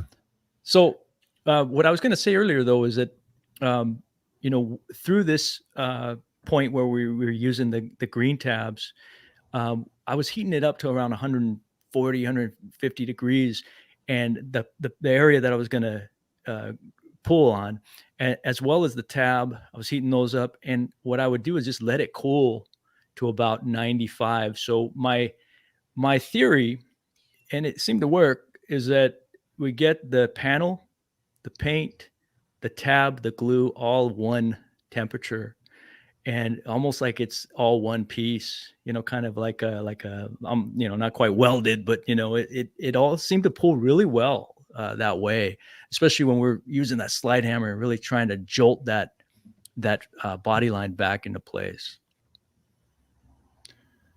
Man, what an amazing repair. I'm glad I could be a part of it, guys. Glad we could share it here with everybody. Well, I'm not gonna we'll just skip to the just kind of towards the end, guys. We'll have this whole, believe it or not, I'll have this whole thing on what do you call it, Dent Trainer. And so you guys drop can a watch. 7th inning stretch on that one, dude. I know people are gonna want to watch. There's people out there who would watch. Am I going backwards or forward? I got so many freaking video. So this is where we're still day 2 or something like that. Alex asks Myke, if that dent was on a 2024 Escalade, would the estimate be the same or a little less? I think if it's a unit panel, it's going to be somewhere in there or maybe more. But I don't know that those are unit panel. I think it just all depends on what we're dealing with. I do too. Well, it's aluminum too. Those new ones. Is it? Yeah, those new ones. So I that's a good question. I don't know, honestly, guys. I would have to write it up, and then I don't know. I'm getting to this point where look, I'm not dictating people's pricing or anything, but I look at I'm the one that's suffering. You guys are the ones suffering. At the end of the day, man, is it gonna be worth it for you if you don't halfway through it, you're gonna quit? Are you gonna say it can't be done? Because it's real easy to give up, right? When you don't price it right.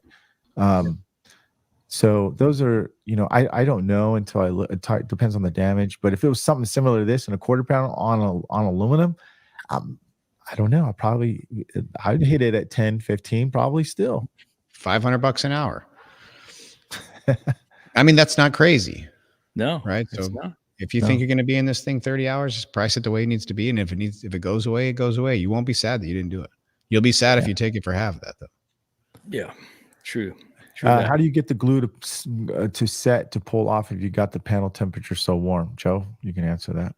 I'm pulling Casper at around 95 degrees, and that red glue that you see me using, it's called Dent Out Red, and it was they market it towards high temperature pulling. It pulls really strong at that temperature, so yeah, that's how I keep it. Strong, but when I said that I heat it up to 140 degrees or whatever, that's just to keep things hot while I get the glue on the tab, because it's cooling down rapidly at that point while you're putting the glue on the tab, and then I place it. And then my theory, like I said, is I want to keep it. I want it all to cool down to 95 all at the same rate, and I feel like I can get stronger pulls that way. Yeah.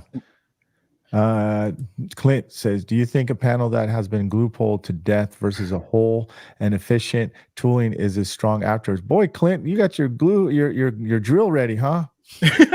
Yeah. Bite your tongue, Clint. Glue pulling's the future. I can answer that question. Yeah. That panel was just as strong as it was before. There was no fatigue at all. That's what's beautiful about it. And I mean, I feel if anything, it's less fatigue than pushing, to be honest. Yeah. Do you guys know Mark Circus? Oh yeah. Yes. He's old school Hale guy. Back at one of the original MTEs, he used to compete still and do the dents. He's a really great technician. He's not just a broker. But he taught me something once that I was talking about it. How do you know it's not going to oil can when it's done? Because those dental-lipic dents are super deep. And he goes, you got to stress test them. And he reaches out and just smacks the panel 4 or 5 times super hard with his hand. Boom, boom, boom, boom. And I was like, oh, okay. So I actually adapted that to when customers are like, is it as strong as it was before? And I'll just whack the hell out of it with my hand. Bam, bam, bam. It's it's strong as it was before. And it's very loud and it's impactful. And they're like, oh, shoot. Okay, it makes an impression, doesn't it? It really does. Yeah. And it's how confident am I in this work? I'm going to smack the heck out of it. And it's not going to fall back. Your dent's not coming back. It's fixed. So it's it's a kind of a cool theatrical way to put that concern at ease, even for Clint. So next time I do one for Clint, I'm going to smack him. Well, listen, what Clint's doing is playing devil's advocate, and that we need to be able to answer every 100%. Question that's asked, because we have our detractors, right? Our industry. I can't say the same for the shoulders, Clint. These guys' shoulders lost a couple of years on this one. I don't The think so, shoulders are man. worn out.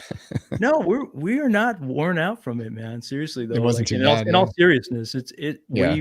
we broke it down to a science. I feel like, it's repeatable. This is something that, because we talked about this, like I told him, I told Myke, I said, Myke, before the end of the year, Big John's going to be doing this. Your employees are going to be doing this, and you're going to be able to have a system, an assembly line of this. I won't say it's complete, that there's no art left in it by any means. There certainly is, but I feel like we're down to a science now, and I love it. Show me the after.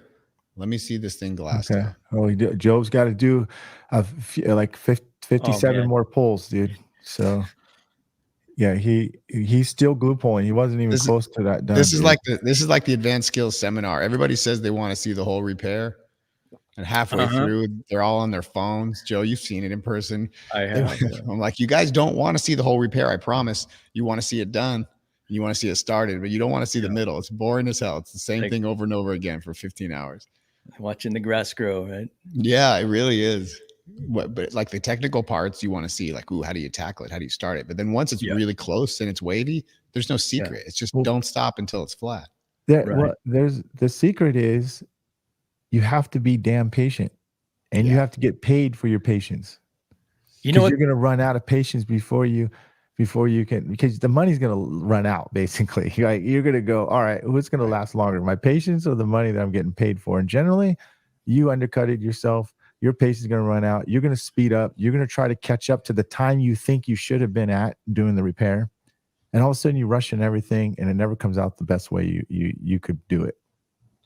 Right. How many times have you heard, for what he's paying, should be super happy about this. It's just a way of saying, I'm justifying being done with it right now. Excuses. Yeah. I'm still going to go for the Joe was picking at this. We were not done. We weren't even done there. We weren't even talking about so let me go to the final one. Okay? I was going to say the real secret is to repair it with lines and then show the after in a fog reflection. Because the fog doesn't show as much. No, the fog guys realize, they can't read. You know what? I used to say the lines don't lie, but if you put them like in the wrong places or in the wrong orientation, they will tell you a story. They'll lie to your face, dude. Oh yeah, any reflection will, dude. No, not fog. Yeah. Hey, fog. Yeah, we got the fog on there. See, I'm trying to. For you fog guys who want to. I'm trying to get the fog video. There you go. Rattle the cage here. There you go. There's the true light. It's pretty. There you go, Keith. It's still lines though, dude. Yeah, they're just fatter. Yeah. That's true. No, it's pretty amazing that you can get that much damage out with glue today. Yeah, it's beautiful, you guys. So, there you guys go, gentlemen. Let me get myself off the friggin' thing here. I thought you guys would thought that was interesting. I hope this is a really interesting podcast. And Keith, thank you again. I can't say enough. That's cool that you did that. One thing I do like about your system that you have that I can say publicly is that, Tammy, she takes it for you, man. She's there to bat for you. She's a pit bull. Yeah. I liked that. She keeps you in the loop. And that was super helpful. And it just made everything else all that smoother. So that was awesome. I highly recommend if you guys want to check that out. What's the website, Keith? It's claimconnection.io. Okay. I can attest to that. Tammy is very, very wise, and she has a lot of information, and I got a full education just from 2 conversations with her. So yeah, there's a lot to learn, and it's nice to have somebody handle all of it for you. I'm tapped out. I don't want to learn CCC. I don't even want to be in it. I just want the results from it. I want to get paid what I want for my jobs. Yeah. It's like, there's only so many things you can do as a small business guy, and you guys do a lot. You do all your marketing, all the repairs, all the branding. Like at some point you can't do everything, or you're not going to do anything. That's true. That is very true. Very has a question for you. Joe, would you have considered using lateral compression at this end stage to steady the panel for the last section of the repair? Let me tell you guys, and let me tell you, Barry, to answer your question, I learned a lot on this, and I'm not done learning. That's what's freaking awesome about this. Myke and I talked about that, and I know Barry is probably referring to, there was a little bit of a wave where we were showing, and we weren't through yet. And Myke, that's a great point that he brings, because we could have considered at this point, now that the panel was flatter, to use lateral tension, just as simple as one of those Kiko all thread bars, and just, because now we have a place to put down our tabs. So to answer your question, Barry, no, I didn't even consider doing that, and I definitely will next time. We were able to jolt that out though with the slide hammer though. Because as I mentioned earlier, the panel did have some stability in it because it's a little bit round, and I felt like I was having really good luck with the slide hammer and just kind of jolting it. But that's something to consider for the next time for sure, is use the lateral tension bar on there. I'm not sure. Phil, did Phil sign up for your program? Do you have a sign up? He did. Yeah. Thanks, Phil. I appreciate it. Yeah. I'm looking forward to helping you guys out. Cool. So, you want to say something? We want to clear something up about before. I mean, hopefully people are still checking out, but I don't want to. I'm not saying that dent ops hasn't worked for me, ladies and gentlemen. It just didn't work for me in this situation. So I don't want anybody getting the wrong impressions that it's not. No, and they'll write it any way you want. If you email Noah back and say, hey, I didn't want you to write it this way, he'll write it for you. He'll change it. Yeah. They do a killer job. I just needed somebody to handle it for me after that, and they didn't have that service. I think they're expanding. They probably will do something similar in the future, but I needed to build what I needed, and then I overbuilt it so I could help other guys. That's how Claim Connection came to be. But it's no knock to Dent Ops. I think it's an awesome company. Noah's a super good guy, runs a great business, and he's helping a ton of PDR guys. So no hate. It's kind of like just the same. It's the same as the relationship I have with Corey Kleinfeld here in my home market. We're competitors, but both have, I consider him a friend. We're both, trying to elevate each other, and in the end, it helps everybody. Yeah, there's a lot of cars on that freeway, Joe. Yeah, there really are. There really are. And what I love is that you and Corey are competitors in the same market. Yeah, you guys are both so how do I say it? Progressive for our industry, and both of you are helping our industry. I love listening to both of your guys' podcasts. Yeah, Corey has been tackling the collision industry, having these big voices of the collision industry in his podcast. So I recommend everybody to listen. I learn a lot when I listen. Wow, we stuck. We look. I gotta get back to my life, man. I gotta get. Yeah, it's a long show. Let me drop one more teaser for the California West Coast boys. Yes. I think we're going to be doing an advanced skills seminar this summer here up in Sacramento at my shop. So all right, more details will come as they emerge, but hope to see all the West Coast guys who couldn't make it all the way out there to the south every time we hold one. Out here, we don't have hail to worry about running away from. Yeah. Unfortunately. That's right. Sounds good. Hey, thank you for having me on your show, fellas. I appreciate it. It's been a blast. And that hats off on that repair, and from start to finish, everything went awesome. Thank you, Keith. Thanks you guys, everybody, for watching, listening. Let us know what you guys think after the comments too, as well, if you haven't seen it. But other than that, thanks you guys again. We'll guys see you guys in a couple weeks, man. So we'll get back on it. So take care, Keith. Thanks again. My pleasure, boys. See ya. You guys.